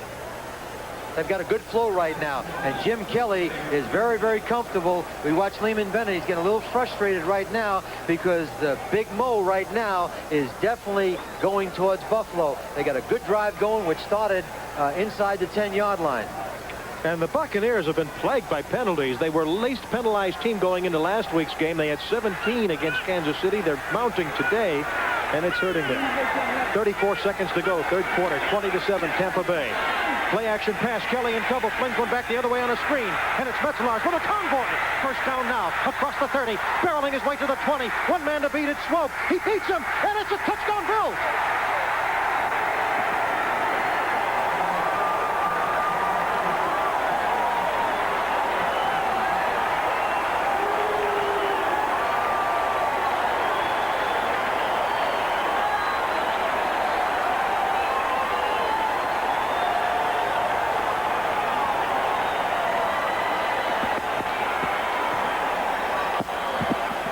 Metzelaar with 7 receptions today and 103 yards. It was a screen pass from the tight end. He was lined up on the right side, went all the way over to the left. Kelly was pressured, got on the ball, and had a tremendous convoy as we watched the extra point. And this thing could be 20-14 with an entire quarter left to go. And the reason, Jim Kelly, as we said at the top of the broadcast, Jim Kelly is the savior, and he's brought him back into this football game. Howard, Angela Lansbury, and Michael Nouri are caught in a deadly game of deception. An all-new Rage of Angels. The story continues tonight. Steve Grant, Sam Rutigliano back with you at Tampa Stadium, where the Buccaneers had a 20-0 halftime lead and led by Jim Kelly, who was 11 of 13 in the second half, 129 yards and 2 TDs. It's now only 20-14, Sam. That momentum is definitely in the Bills' favor. Well, he had a good mixture. He was throwing the high percentage short passing game, got the ball upfield, and that was an excellent call by their offensive coordinator, Bob Leahy, in the press box. It was a tremendous screen. We had a lot of success with it with Ozzie Newsome, and the guy who invented that was Don Coryell with Kellen Winslow. That's a tough screen to handle at a certain situation in the game. Norman's kickoff will go to Nathan Wansley on the 2-yard line of the Buccaneers. Good running by Wansley, and if he'd not slipped on the natural turf a little bit, he might have had more than to the 27. Here's the big play, Metzelaar. Watch the play action. See, Kelly now wants to draw all the white jerseys. He's actually running. Look at all the white jerseys. Now he just throws a little ball. Now all the guys in white have to go up, back the other way. But look at all the blue jerseys in front of Metzelaar, and he does what he has to do right here. Avoid a tackler. He runs right by him, 41. Craig Swoop, the strong safety, and Metzelaar goes in for his second touchdown. very well executed and a good call by the Buffalo Bills. That was like a cattle drive by the Buffalo Bills. They had all that beef coming up leading the convoy for big 245 Metzelars as Wilder gets stopped on 1st and 10. So that's the end of the third quarter of play. The score 20-14. Tampa Bay will be back after these words from your local station. Just fun. Sunday at 8 on TV2. Batten down the hatches. We're ready for the final 15 minutes of football. Through 3 quarters, there's your statistics. Things equaling out now. It's 20-14 Tampa Bay. Tampa Bay has to answer the call. Got to put something together in this drive. Can't afford to give the ball back to Buffalo.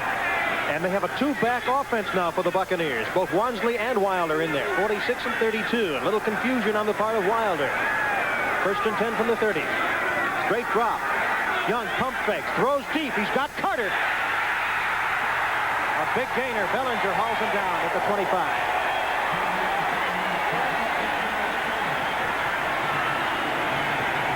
And there's the answer, Steve. 87. Gerald Carter on Rodney Bellinger. Now watch Bellinger bite. Stop. And there's where he bit the hook. And 87 is open. And they got a first down. And that's something that a corner can't do. He can never let good judgment be replaced by his imagination. As you see him pump and get the ball up. A corner cannot afford to make that mistake. As you see Bellinger recovering. Now they got a first down on the Bills' 25. And Carter is not noted for his speed, but he does adjust to the ball well. 2nd and 8. Rather, 1st and 10 now with Wansley getting the call. It's 20-14. The Bucs lead the Bills. Field goal, Steve, puts them up by 9 points, so they want to be very careful right here to make sure they get 3 points at least. He picked up 4 yards, did Wansley. That was Carter's longest reception of the year, that 45-yarder. Who said Steve Young couldn't throw the ball deep? He's got a live arm. I think Doug Williams said that from the booth in Washington. I think Doug was wrong. 13:28 to go in this football game. A 6-point lead for the Buccaneers, but they're knocking on the door on the Bills' 21-yard line. Wansley slips through 2 tacklers and gets to the 19. Our game very exciting. A lot of games around the NFL very exciting, as we'll note on the NBC 10-minute ticker. Giants and Dallas in a real close one. New England a 2-point lead over the Falcons. Cincinnati and Detroit tied, all third quarter scores. Browns have their game well in hand, as do the Dolphins. The Saints have increased their lead over San Francisco. Cincinnati loses means Cleveland's in first place in the Central Division. And Pittsburgh pounding Green Bay from that Central Division. Here's our situation. 3rd and 4 from the 19 of the Bills for Tampa Bay. 1 back. Fake handoff to Wilder. McNanny put pressure on Young. He's rolling the other way, directing traffic, improviser, and Carter taking it. Another flag. Should have made that catch. May get a break, though. It's against Buffalo. Derek Burrows on defense. Remember, Derek Burrows. Pass interference, defense in the end zone, number 29. Ball placed. Derek Burrows replaced Charles Rome's #1 draft choice. And he's upset because of where the ball is on the 1-yard line. Let's watch him. Young is running all over the place right now. Let's watch Burrows now at 87. See 29, he's got to turn his head. See, he doesn't turn his head, and he clearly prevents Gerald Carter from catching the football. All he had to do was run alongside him, turn his head towards the ball, and they would have never made that call. And we've had a lot of tough calls on pass interference today. I think that's a third crucial call in the game. From the 1-yard line, 1st and goal. You see it as the defense does as they set up. The goal line defense in for the Bills. Wilder leaps and is hit head on by a Mack truck. Eugene Marr was that Mack truck. But I'd be careful right now to watch Young. Play action pass, and they could have Young run with the ball. Take a look at this right now.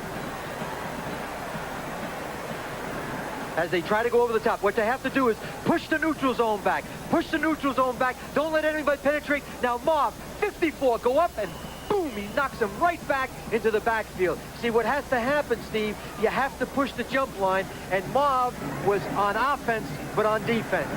Derek Burrows is limping as we look into the defensive huddle of the Bills. Be very careful right now. Watch Steve Young on a goal line. He can be devastating because he can run those fakes and have the option run a pass because he can get into the end zone. What they're talking right now on the sideline as Lehman Bennett is trying to make that second down decision. Should they just go for it and give it to Wilder and be conservative? And that's Jack Patero, the defensive coordinator in red, talking to Hank Bullock. Like reminds me of Reykjavik, Regan and Gorbachev. From less than a yard out, Young plows through.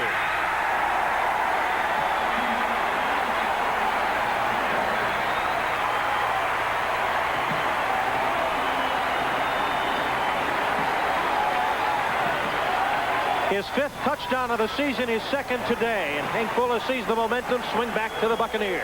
3rd down and 4. They had him stopped, and a penalty gave him the touchdown. Penalties have accounted for all the points.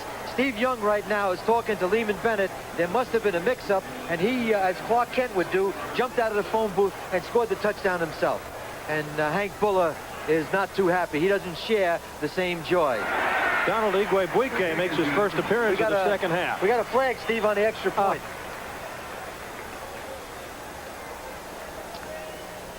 I'll have to wait for Jim Tunney, who's going to have laryngitis before this one's over, to explain it. Try for point was successful. Defense has 12 men on the field. Will be penalizing the kickoff 5 yards. Now that's a good adjustment. 12 men on the field. It's a good adjustment. You can do anything, try to stop them. And Hank Fuller's upset right now because somebody on the sideline didn't listen as he talked to Steve Freeman and Rodney Bellinger right in the middle of your screen, 36 and 22. 12 minutes, 6 seconds to go in this game, and Tampa Bay now leads the Bills by the score of 27-14. Donald Igwe-Buike will tee it up from the 40 after the Bills were caught for 12 men on the field. Sam mentioned that shows the officials know how to count. In fact, Dave Broughton and Richardson, it goes to Broughton's end of the field, and it goes all the way out of the end zone for a touchback. Steve Young scored a 2nd touchdown today, and it was good drive blocking by the Buccaneer offensive line. Went behind Sean Farrell, his right guard, who's their best drive blocker. He takes Smirlis right out of the play, and he goes right over the top for the touchdown. Boy, it's a tremendous advantage, Steve, to have a great athlete at quarterback. And Steve Young is proving that this afternoon. 12 minutes, 1 second to go in the game. Tampa Bay leads Buffalo Bills 27-14. There was the scoring drive, as you see. Sam, defensively for the Bucs. Are they going to pressure? They're going to lay back? What's the strategy? I think they have to go after Kelly. They just have to take their chances and go after Kelly. They can't let him sit back there and pick him apart. Straight drop. Some time. Flings a little pass out to the right side, as he's been doing all day. Riddick with the ball, and he is knocked down across the 25 to the 26 by David Logan.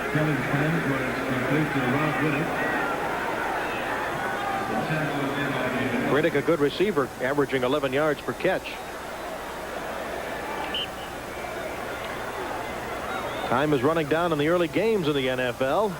And Cincinnati needs to beat Detroit to stay in the race. And they're doing just that by 7. That unusual New England score, 12-10 against the Falcons. New Orleans now 20-10 over the 49ers. Kelly has to run with that ball.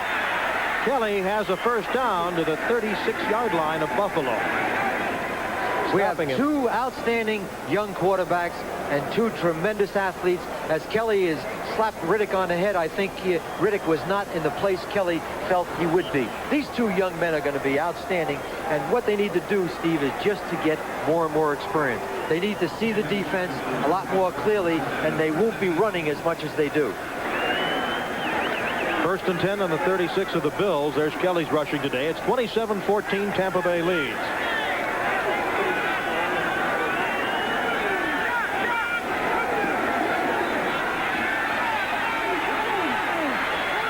That is tipped and caught by Harmon. It was tipped off a defensive man, Scott Brantley, and Harmon brings it down to the Tampa Bay 41-yard line. And I must say that Jim Richter saved the day back with some excellent blocking picking up the pressure on Kelly. You can't give Kelly time. If you do, he's going to pick you apart. Watch Kelly right now. He's got tremendous protection. He sends Harmon right down the middle of the defense. Good thing about that is the hit. Greg Swope hit him, and he held on to the football. They're down 2 scores. They have to score 2 touchdowns to win this game. So this drive, with less than 10 minutes to go, is very important to Buffalo. 9:58 to go in the game. A 28-yard completion for the Bills. Kelly straight back. He's going for all of it. Andre Reed. Off the fingertips. Coverage by Rod Jones.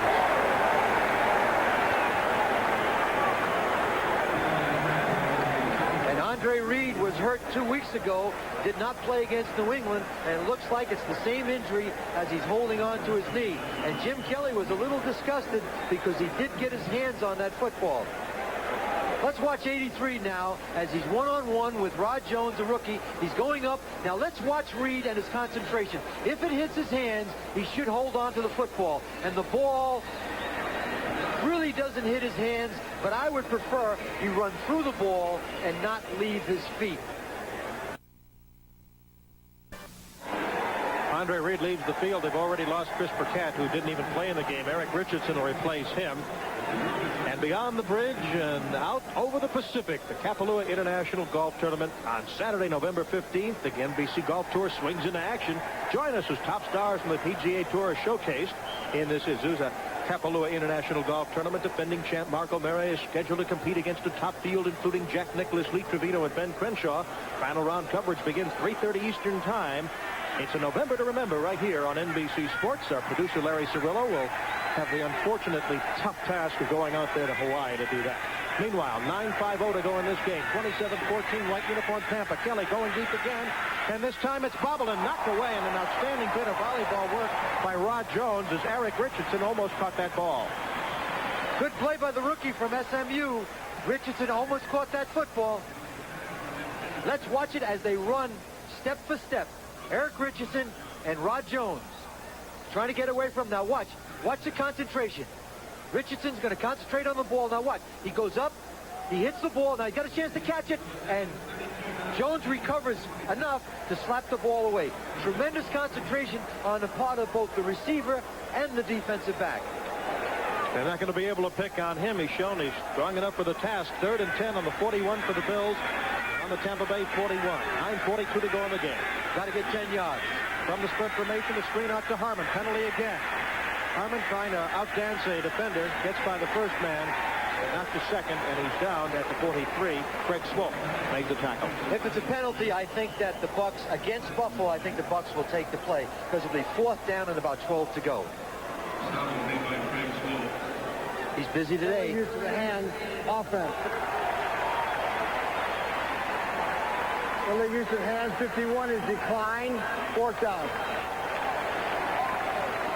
I'd like the Ann-Assen concession there at Hank Fuller's side because those penalties are just hurting. Steve, no coach in football, including Hank Fuller, coaches penalties. And it's a thing that basically kills you. You look at Levin Bennett, he's had his share of penalties in the opening of this second half where they almost allowed the Bills to get back into this game. And remember, it was the big play by Steve Young to Gerald Carter to get him back in the game, and then Steve Young went ahead and scored a touchdown on the quarterback sneak. You saw that statistic about Kidd, who's punting inside the 20-yard line this year. One of those was today. Want to be careful right here because Kidd is a good athlete. He's the 3rd backup quarterback. They could try a fake right here. I don't think they'll do it, but the Bucks better be aware of something like that happening right now. He's out of Northwestern. Bobby Futrell back on his own 10 to receive it. This snap is picture perfect. Lots of time, no rush. He hangs it up. And Futrell makes the catch and does what a punter's return man is supposed to do. Protect that ball. Guard it with your life. We have 9 minutes, 14 seconds to go in this football game. Tampa Bay is hanging on to a 27-14 lead. No surprise. Norway's Grete Weitz is the winner for the 8th time. Grete Weitz of Norway, the winner in the women's They're division. hoping they'll win their second game this year. They're 1-7. They want to stop a 6-game home losing streak. Sam Rutigliano, from a coach's viewpoint, what has been the biggest play of the second half in this game? Well, the Bills had a chance to come back 20-14, and Steve Young hit Gerald Carter on a big play, and then they worked their way down, and he went over for the quarterback sneak, which put him up 27-14. That, to me, was the big play. It showed that Steve Young could be in a critical situation in a game and take his team and come back, and probably, as a result, win this football game. He's looked poised today, no question about it. Kelly's looked good in the second half. 1st and 10 from the 14 of the Buccaneers. And Wilder is stopped at the 15, maybe a pickup of 1. Eugene Marv making the stop as games that began at 1 o'clock Eastern are starting to tick down. We'll update you at the 10-minute ticker. New York has now pulled a 10-point lead ahead of Dallas and a 9-point New England lead over Atlanta, but Cincinnati and Detroit are tied in the 4th quarter. Cleveland is having no trouble with Indianapolis. Houston's on the board, but still trailing the Dolphins. And New Orleans up by 10 over the 49ers. Pittsburgh blasting Green Bay. The Eagles holding on to a shutout over the Cardinals. 2nd and 9. 27-14 Buccaneers. Pressure. Big pressure. He's going to slip out of the end zone. Being chased by Cumbie, and Cumbie knocks him out of bounds for a loss at the 6-yard line. You're not going to make it in this league. The best thing for Steve to have done on that particular play, if he doesn't have an open receiver, throw the ball away. See, right now, throw the ball away. You see, he runs the danger. If he gets caught in the end zone, he can put him back in the game. Now he's going to use his athletic ability to get to the sideline. But I'll tell you, you can get a knee on a situation like that. You got all that money invested in a young player like that. Throw the ball incomplete downfield. You got a 27-14 lead. When he gets older, he's going to get wiser. 3 sacks today by the Bills for a total loss of 22 yards to Tampa Bay. 3rd and 15. A draw. Wilder bounces off a defender and winds up back to about the 7-yard line. And the fans react with their displeasure. Martin Bayless among the tacklers. It's a good call, although it was conservative. It's a draw play. Watch 32 right now. Jerry Bell is 82, doesn't block anybody. Donovan McGee, 86, and he runs basically into his own man. Had he had a little bit of room, he might have run and given his punter a little bit more comfort. Now the punter, Garcia, has to kick the ball out of the end zone, and the Bills are going to go after him. Even though it's cloudy, it's dark shadows for any punter under his own goalpost. High snap. Here come the Bills. He gets it away, and Pitts will take it at about midfield. Lots of running room. Good return by Pitts. He might go. Only Garcia can stop him. He runs by Garcia. Touchdown, Buffalo.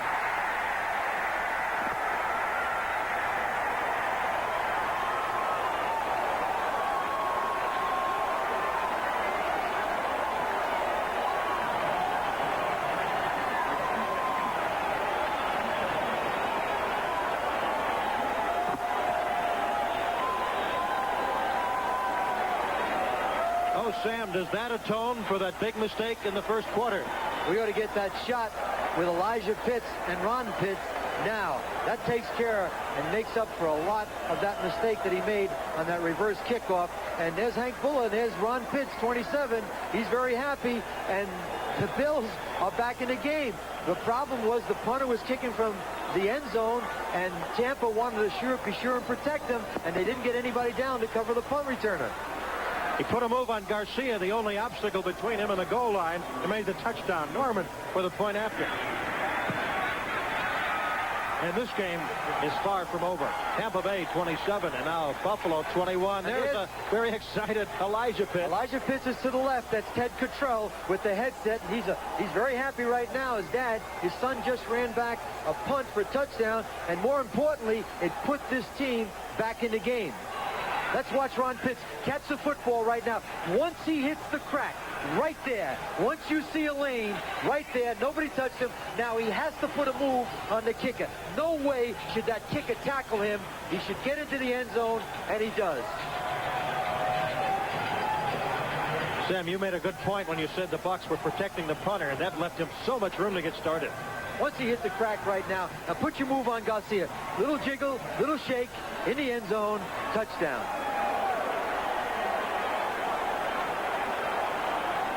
Look at the reaction by those Buffalo players. And look at the reaction on the sideline of Ron Pitts. He was frustrated when he fumbled that kickoff, and now that's the high moment. There's no middle ground in this game. You're either on top of the mountain or someplace on the bottom trying to climb to the top. We have 7:32 to go in this game. A reminder, the Buccaneers led 20-0 at the half. Special teams have definitely been the key today for both sides, both good and bad. On losing teams, the first thing that goes is special teams. Those are the people that don't respond as positively as everybody else.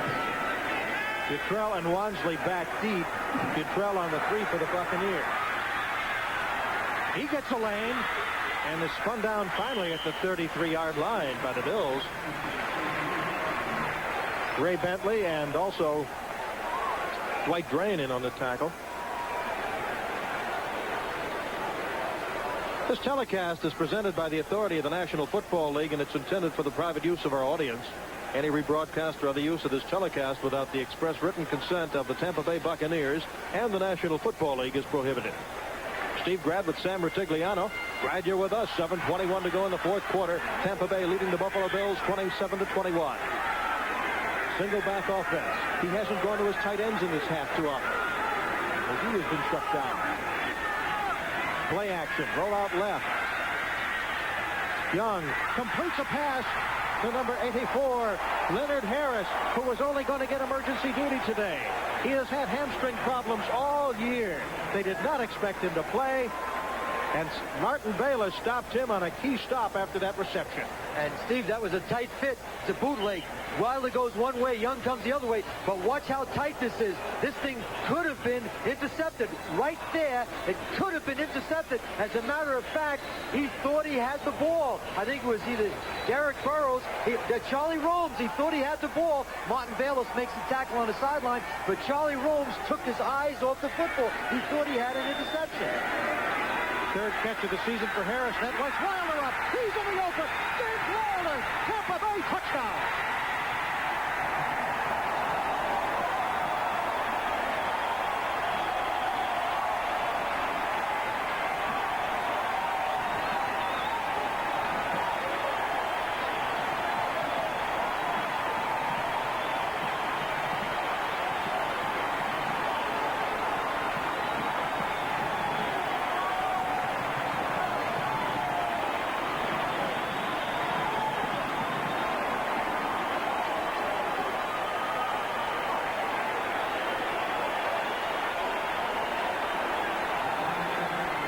James Wilder's second touchdown run of the season, and what a time for that. 45 yards on that when he has 18 carries for 95.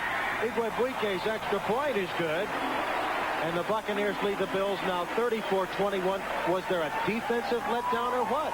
Well, nobody wants to win this game. They're trying to give it away. Watch Wilder. Buffalo apparently relaxed. Once he gets to the outside, good block by 82 Jerry Bell. He hits the crack there, gets another good block by his wide receiver, number 84, and he's gone into the end zone. And Harris, 84, broke Wilder for the touchdown. Big play. This is a tackle. Watch 84. He blocks two men, and Wilder goes into the end zone for a touchdown. You know, when wide receivers block downfield, you get touchdowns instead of first downs, and there's the proof right in the pudding as Wilder goes into the end zone, and now it's 34-21, and a few seconds ago, Buffalo was in this football game 27-21. The veteran from Mizzou, his second longest touchdown run of his career. And it's also the longest run of the season. Prior to this, his longest run was 24 yards.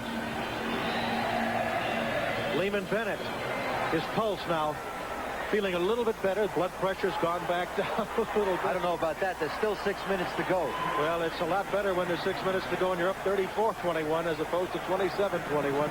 Nothing is for certain here in Tampa today on the kickoff. And the Bills return it. Walter Broughton.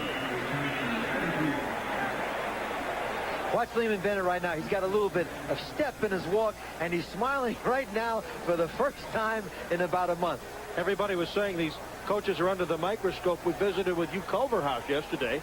And Hugh Culverhouse was very, very positive, as Ralph Wilson was very positive last week. You don't gain anything by making changes in the middle of a season. What you have to do right now with young teams, give your coaches a chance and try to develop some kind of continuity.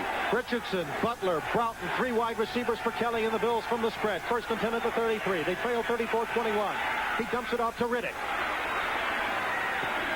Riddick gets some running room and gets a first down to about the 44-45 line. Scott Brantley made this tackle, the 7-year man from Florida. 6 minutes to go in the game. Bills continue to move. Very short huddle as you get updates from our 10-minute ticker. On first down. Lots of time for Kelly. Got to find a receiver.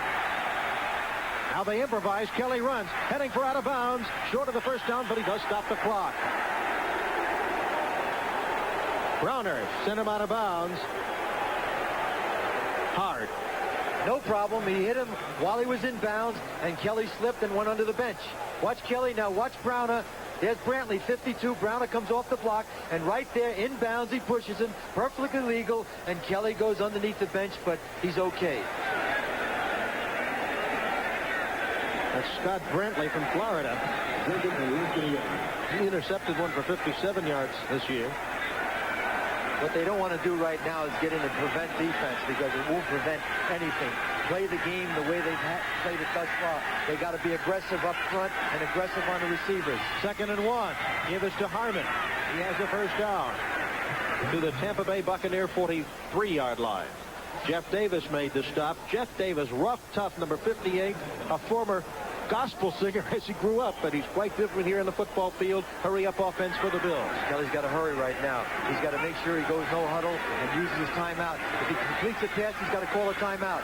Incompleted pass, the clock stops. Any pass that he completes in between the numbers now for 10 or more yards, he's got to call a timeout, because the biggest factor right now is 5 minutes and 13 seconds to go, and they need 2 touchdowns to win the game. So Kelly needs to call a couple of plays and go into no huddle, because if they score a touchdown, they're going to need their timeouts to stop Tampa Bay. Time is a big factor right now. On 2nd and 10, with both teams having a full complement of timeouts, the Buccaneers bring in the extra nickel backs and take out some of their linebackers. Remember, if he completes a pass, he must call a timeout. 4 down linemen. Penalties. Could be the Bucs were offside. They jump. Kelly in trouble. He eludes trouble. Now he races for the sidelines. He can stop the clock. He gets the first down, picks up important yardage, and gets bumped out of bounds by Curry, and another flag. Greg Curry bumped him, and that could be an unnecessary roughness call. And Kelly got up fighting. And I understand. Everything's okay. You're going to get another additional yardage put on it, which is not wise on the part of Tampa Bay. Let's take a look at Kelly right now. Is he out of bounds? Is he out of bounds? What happened is, I think the blow to his head was a personal foul, because it was very close as to whether Craig Curry hit him in bounds or not. Personal foul. Unnecessary roughness. Tampa. So Curry, the 3rd-year man out of Texas, former Indianapolis Colt, is now in his 3rd start today. Right now, let's go to Ahmad Rashad at NFL 86 for an important update in New York. All right, in Detroit, Eric Hipple ties the score at 17 as he hits the former Buccaneer Jimmy Giles on this 5-yard touchdown. They're tied in the 4th quarter, and Jimmy Giles has found new life in Detroit. Well, as Ahmad talks about Jimmy Giles making that touchdown for the Lions, Lehman Bennett said, no question Jimmy Giles is still a good player, but we can do just as well with McGee and some of the younger ones. Well, I think that at this point he wasn't winning, and so he wanted to go with younger players. Kelly needs to throw the ball in the end zone. They don't need to make a touchdown for a first down. 1st and 10 from the 12, loops it in the end zone, and it's broken up, intended for Butler, the veteran. He may have slipped a little as Vito McKeever was on the coverage for Tampa Bay. Timing is very important on the part of the receiver. Let's watch Jerry Butler. That right there, he slipped and he lost his momentum, and now there's no timing in the play. He's going to go up for the ball, but McKeever turns his head and he goes up and knocks the ball out of Jerry Butler's hand. And Jerry Butler not fallen on the beginning of that drive into the end zone, he probably would have had better position. Kelly, 21 of 27, 254 yards passing, 4 rushes, 41 yards. We have 4:56 to go in the game. Tampa Bay 34, Buffalo 21. Kelly with more flags, a touchdown, Richardson, but it could be called back.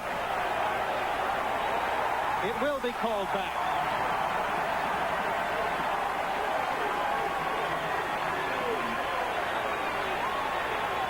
What can Hank Fuller and Lehman Bennett do? Both these coaches have seen mistakes after mistake. Holding 65.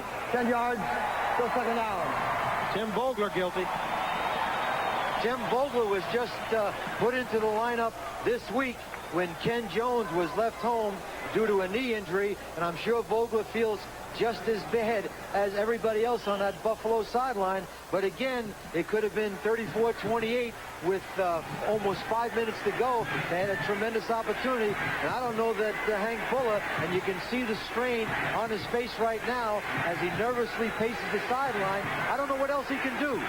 A coach can't prevent players from holding after Kelly throws a touchdown pass. 2nd and 20. Kelly dumps one to his relief man, Riddick, who's in the middle of the field and gets back to about the 17.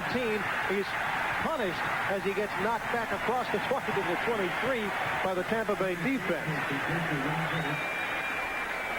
Kelly's got to throw the ball upfield. Those little passes, you can see Buller on the sideline talked about his frustration, but he's not going to go for the field goal. He's got to get the ball upfield. He can't complete a 4 or 5 yard pass.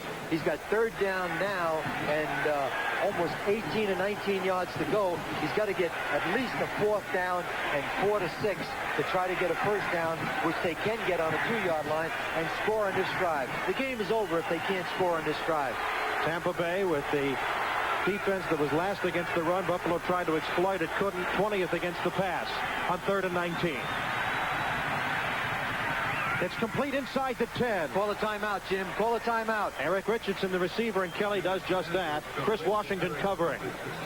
3:45, 44. Clock is going. I saw Kelly indicating he wanted one.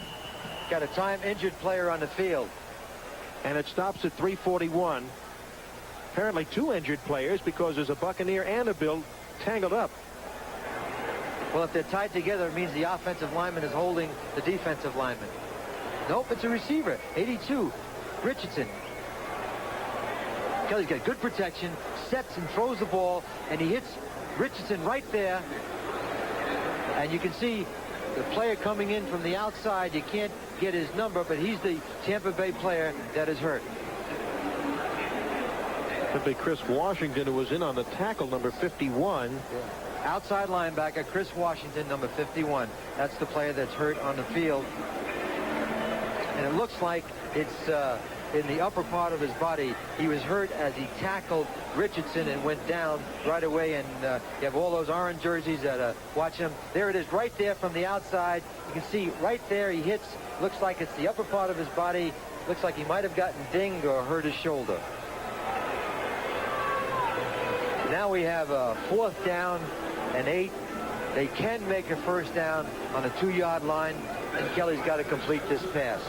And right now, the receivers have to make sure that they get the full 8 yards or get into the end zone. And you can see right now, as you're going from sideline to sideline, from Hank Buller to Lehman Bennett, Lehman will not be comfortable until he gets into the locker room and someone tells him that they won the game.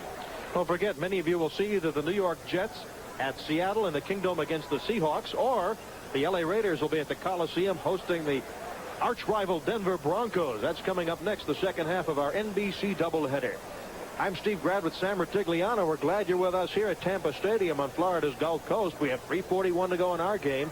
Tampa Bay 34, the Buffalo Bills 21. Chris Washington, the linebacker, is the injured Buccaneer on the field.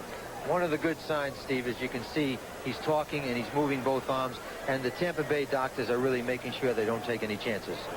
Right now, let's pause briefly for station identification. This is the NBC television network. This is WGRZ TV2 Buffalo.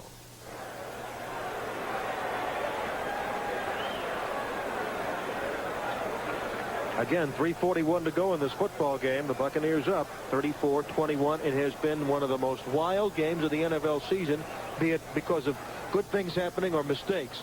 In the second half, we've had a 49-yard punt return for a touchdown by Ron Pitts of Buffalo. Right on the next series, one play later after the kickoff, Wilder goes 45 yards untouched for a touchdown for the Buccaneers. And one of the things that teams struggle with, you know, in the position that both Tampa Bay and Buffalo are in right now defensively, the things that you really fight for is to prevent big plays. And big plays against the defenses put you down in the ratings. And one of the things that they haven't been able to do today on either defense is to be able to stop big plays on the part of both offenses. Getting back to your point, you know, just a couple of years ago, we're looking now at Chris Washington's wife, as she is, you know, extremely worried about what could be going on and what's the situation with her husband. But they did have Hugh Green, Leroy Selman, and suppose they would have had Bo Jackson, and you have three players like that, this franchise could be on its way. And that's Hugh Sharon Culverhouse Washington is right behind him, the owner of the Tampa Bay Buccaneers. There he is in his booth right now, and you can see that he's very concerned. One of the nicest men in pro football, by the way. One of the real owners in the National Football League who really cares about players and coaches. We had a chance to visit with him yesterday, and he said unequivocally he can't understand why everybody started the rumors about Steve Spurrier replacing Lehman Bennett, and it's not true. Doctors Paul Lunseth and Joseph Diaco and Chris Washington are letting the fans know here, some 40,000 plus, that he's okay. And that was really, really a comforting gesture to all these people very concerned, and especially to his wife Sharon. There he's giving the signal, I'm all right. That's Chris Washington, the linebacker for the Buccaneers. Now, what does it do to Buffalo? He has to complete this pass, and it has to be for 8 yards. Clock continues. Neither team lost a timeout on that. 3:28 to go in the game. 4th and 7. Kelly rolling. Devlin gives him some protection. Fires in the end zone. Caught. Touchdown. Jerry Butler, the veteran, in traffic. Makes the catch. Back after the devastating injury in '83, the veteran from Clemson shows why he's so valuable. Oh, what great hands.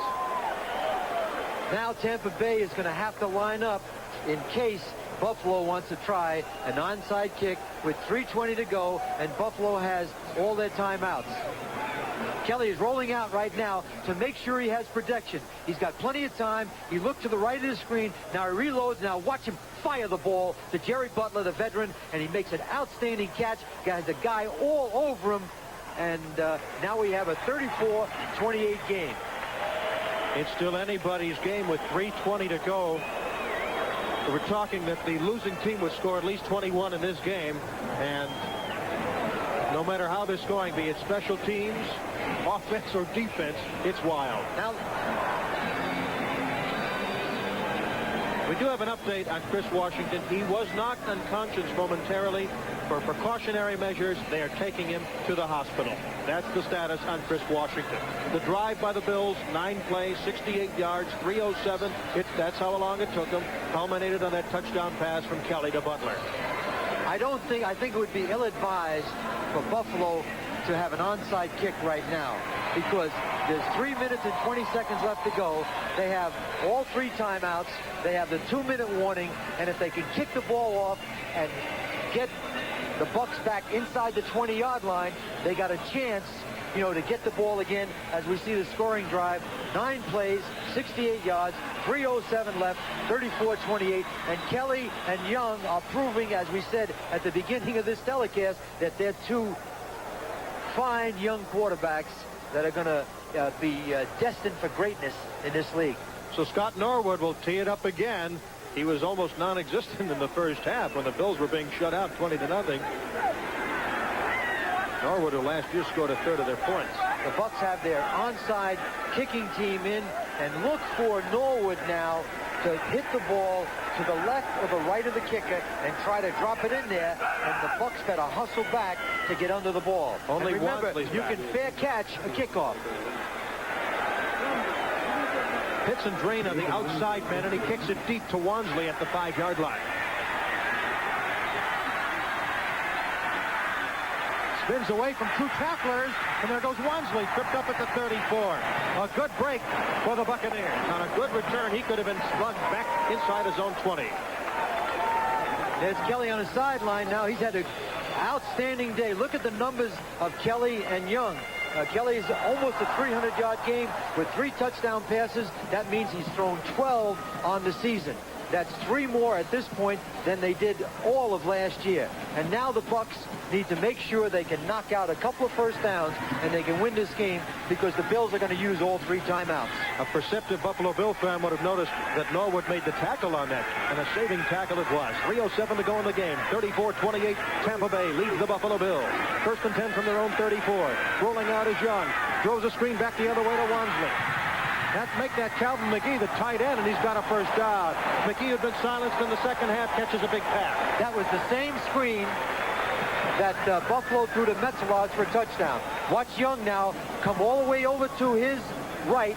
He wants all those blue jerseys to be there. Now he sets up, gets the ball back to Calvin McGee. He's got a host of blockers, picks up a good block by his center, Ron Grimes. Now he drives forward for a first down, and that's 1 first down. That was a good block, too, by 72 Rob Taylor, the former USFL player. Buffalo should have called a timeout. Buffalo should have called a timeout. 2:23 to go. The clock continues to tick. 1st and 10 at the 46 of the Buccaneers for the Buccaneers. Wilder will grind it out. He already has a 45-yard TD. This time, he is greeted by half the defense of the Buffalo Bills. And there goes the first timeout. Smurless in there, Eugene Marv, the regulars.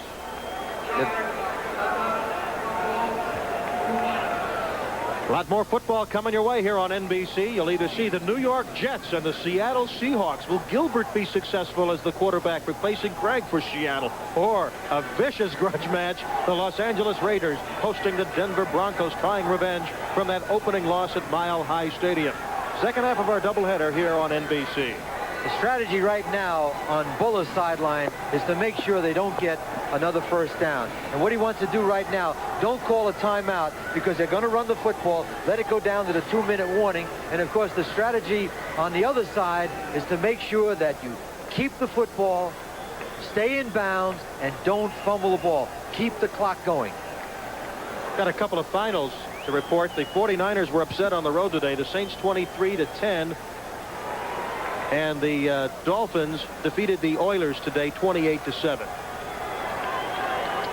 Also today, Pittsburgh over Green Bay 27-3. There's your finals as our 10-minute ticker comes up with 2:11 to go in this game. 34-28 Buccaneers.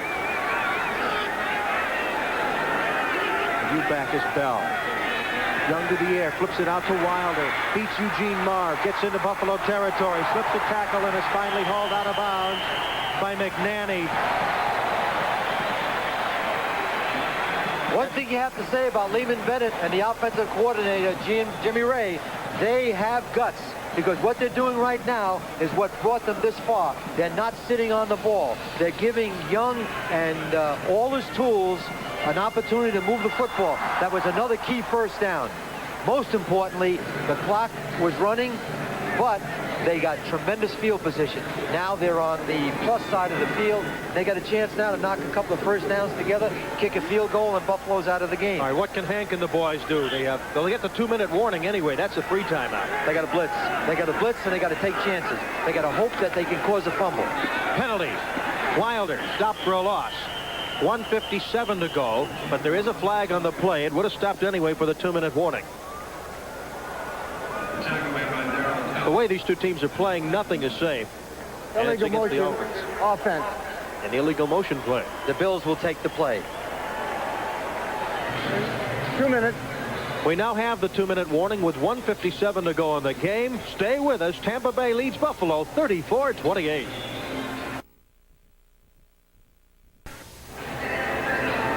We have co-winners of the Budweiser MVP, the Most Valuable Player Award, sponsored by Budweiser. Both are Tampa Bay Buccaneers. Steve Young, number 8, the quarterback, and James Wilder, 32, the running back, from the Tampa Bay Buccaneers.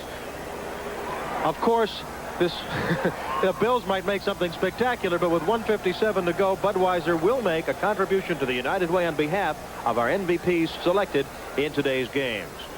Wilder had 20 rushes, 97 yards, 3 receptions, 43 yards. He had that big 45-yard touchdown run. Young, 13 of 22 passing, 187 yards. He has a couple of touchdowns and has been very, very poised today, Sam.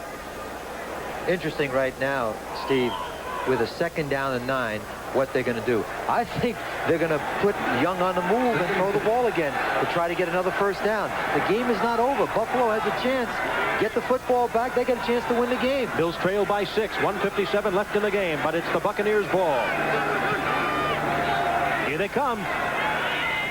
And I tell you, Steve Young just didn't even get a good throw off, and only 4 seconds eclipsed on that attempt to Gerald Carter. It obviously slipped.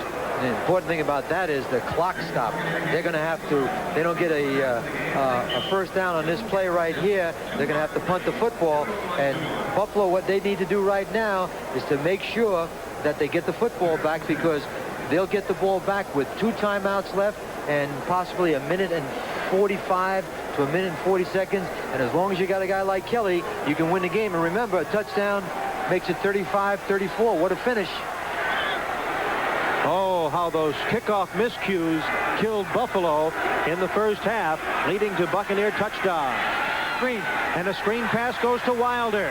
Slips a tackle. Eugene Marv tackles him, though, at the 31. Short of a 1st down. Coming with the long field goal. Field goal right now can put Buffalo out of the game. And Wilder had 2 yards or 3 yards to go, and it was outstanding tackle in open field, and it was a big tackle. The Bills have used the 2nd timeout. We have 1:33 to go in the game. Tampa Bay leads the Buffalo Bills by 6. He will try his 2nd 49-yard field goal of the game. He was successful on his 1st and on the 26-yarder. Sam, why no punt? Because all he can gain is 11 yards, and if he hits this field goal, he can take him right out of the game. Let's take a look at this follow-through. It's going to go to the outside. Wide. 1:28 for the Bills. It's a good call, because all he could have gained was 11 yards, and he had a chance to take Buffalo out of the game. As we look at Iggy, let's take a look at the 2 coaches now, because one could be buried, and that's Fuller. Let's watch Fuller right now, because if it's no good, it's no good, it's no good. They got a chance. He's happy. And Lehman Bennett now got to sweat for another 1:28 seconds. Donald Igwe-Buike, however, has kicked 2 others today, including a 49-yarder. When he was at Clemson and first started kicking, he didn't even know what football was about. He had to ask, is it an extra point, a kickoff, or what? Important thing right now, Steve, is that Buffalo only has 1 timeout. If they complete a deep pass, they have to call a timeout. And it looks like Tampa Bay is going to go to a 3-man line. Screen pass to Riddick. And Riddick across the 30, trying to get out of bounds, and he does. Stopping the clock at 1:21. 3 wide receivers out there, Butler, Richardson, Broughton. It's 34-28 Buccaneers. What Kelly's trying to do right now is try to move the football on the Bucs side of the field. Get the ball somewhere around the 40 or 45, and then he can make about 4 throws into the end zone. And timeouts are so important right now, because if they do complete a pass, they have to call a timeout. From that point on, they have to go to a no-huddle offense. Double wide receivers to the right, Butler and Richardson. Another screen to Riddick. Got to get out of bounds. He gets some running room, gets the 1st down. No huddle, Jim. No huddle or call a timeout. Tyrone Keys. No huddle or call a timeout. See, the ball was complete way on the sideline. They should have called the timeout. Look at that clock running off. They're going to lose about 18 to 25 seconds. You see, it took so much time to get 11 men in place. Under a minute. Broughton and Richardson on the near side. Kelly, straight drop. Flushed out of the pocket, and he almost gets one to Harmon. The clock will stop. Oh, man, Ron Holmes with tremendous pressure. By Tyrone Keys, number 98. And Holmes, boy, the 2 of them have just come all out on a 3-man rush. And now Browner, Keith Browner, slow getting up. Watch Kelly now is in a shotgun. He's trying to find somebody, but they're just rushing 3 people. Now watch Tyrone Keys right from the back. Kelly shows a lot of strength and almost catches the ball. As a matter of fact, it was better for Harmon to drop that ball because it stopped the clock. 47 seconds left in the game. The Bills trail by 6. Kelly a long drop. Throwing left side. Butler catches it. It's deflected. Butler with the ball. Has to beat a man. To the 20. To 15. Hauled down at the 8. Fumbles the ball, but the play is dead. The ground cannot cause a fumble. Fuller wants a timeout.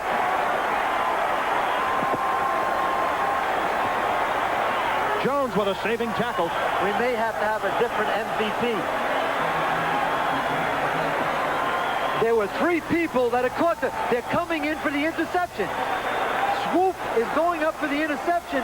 Tremendous concentration on the part of Jerry Butler. He slips another tackle by Greg Curry, and now Kevin Murphy is chasing him, and Kevin Murphy, 59, grabbed him by that left ankle and brought him down. Let's look at the coaches. Watch Fuller now. He's a cheerleader. He's a cheerleader. There's Ted Cottrell with the hat on to the left, and they got a first down. Can you believe it? On the 8-yard line. No timeouts left.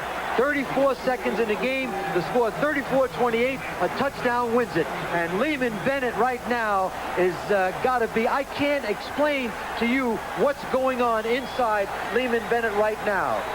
The wheels are turning, and just a few minutes ago, Steve, he had a smile on his face as we saw him on camera. It was 34-21 not long ago. This game has had everything. I'm not going to make predictions. I wouldn't be surprised if we have a touchdown and a blocked extra point in overtime, the way this game has been going. Well, when you have great quarterbacks, you can be in any game. It's like having that big hitter that comes up in the 9th inning with a man on 2nd and 3rd, and you can hit that home run. And Lehman Bennett right now is really sweating, and the man with the headset is his defensive coordinator, Jim Stanley. What he looked at right there was an interception by Greg Swope, and he might have gone for a touchdown, but it would have ended the game. Instead, Butler made a great catch, and there are the 2 coaches. You're either drinking the wine or stomping the grapes. 34 seconds to go. First and goal from the 8. The Bills trail by 6 points. Kelly has time. Looking for an improviser. Throws in the end zone. Knocked away from 82, Eric Richardson. That's 88, Pete Metzelaars. And Metzelaars in he there had a too. chance.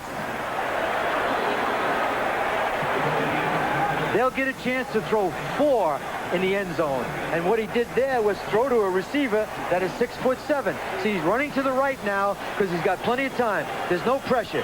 Wait. Don't throw an interception. There's Metzelaars. Get it up high. 6'7". Let's take a look at it. He actually had that football. And Scott Brantley, 52, is right there. Kelly, 28 of 36, 337 yards. There either is going to be an interception or a touchdown because he's got 3 throws in the end zone. Bills down by 6. Here we go. Underneath. Richardson can't get in. It's complete to the 3-yard line. No timeouts left. 14 seconds to go in the game. Bills have to hurry. Swope and Brantley on defense. 9 seconds to go. 8 seconds to go. Be the last play. He throws it out of, he doesn't even throw it out of bounds. He throws it out of bounds. In the last 2 minutes, you can throw the ball away. They cannot get you for intentional grounding. There are 4 seconds left to go. The ball is on the 3-yard line. They got a chance to win the game. On 4th down, and it's a good thing that ball had a little angle because if he threw a sideways pass or even behind, it could have been 3. I have seen teams lose games in situations like that. And right now, let's take a look at Fuller in white and Bennett in orange, and you'll see on their faces, most importantly, what's going on inside their stomach. Last play of the game. 34-28. Buccaneers lead the Bills. 4th and goal from the 8. 4 seconds to go.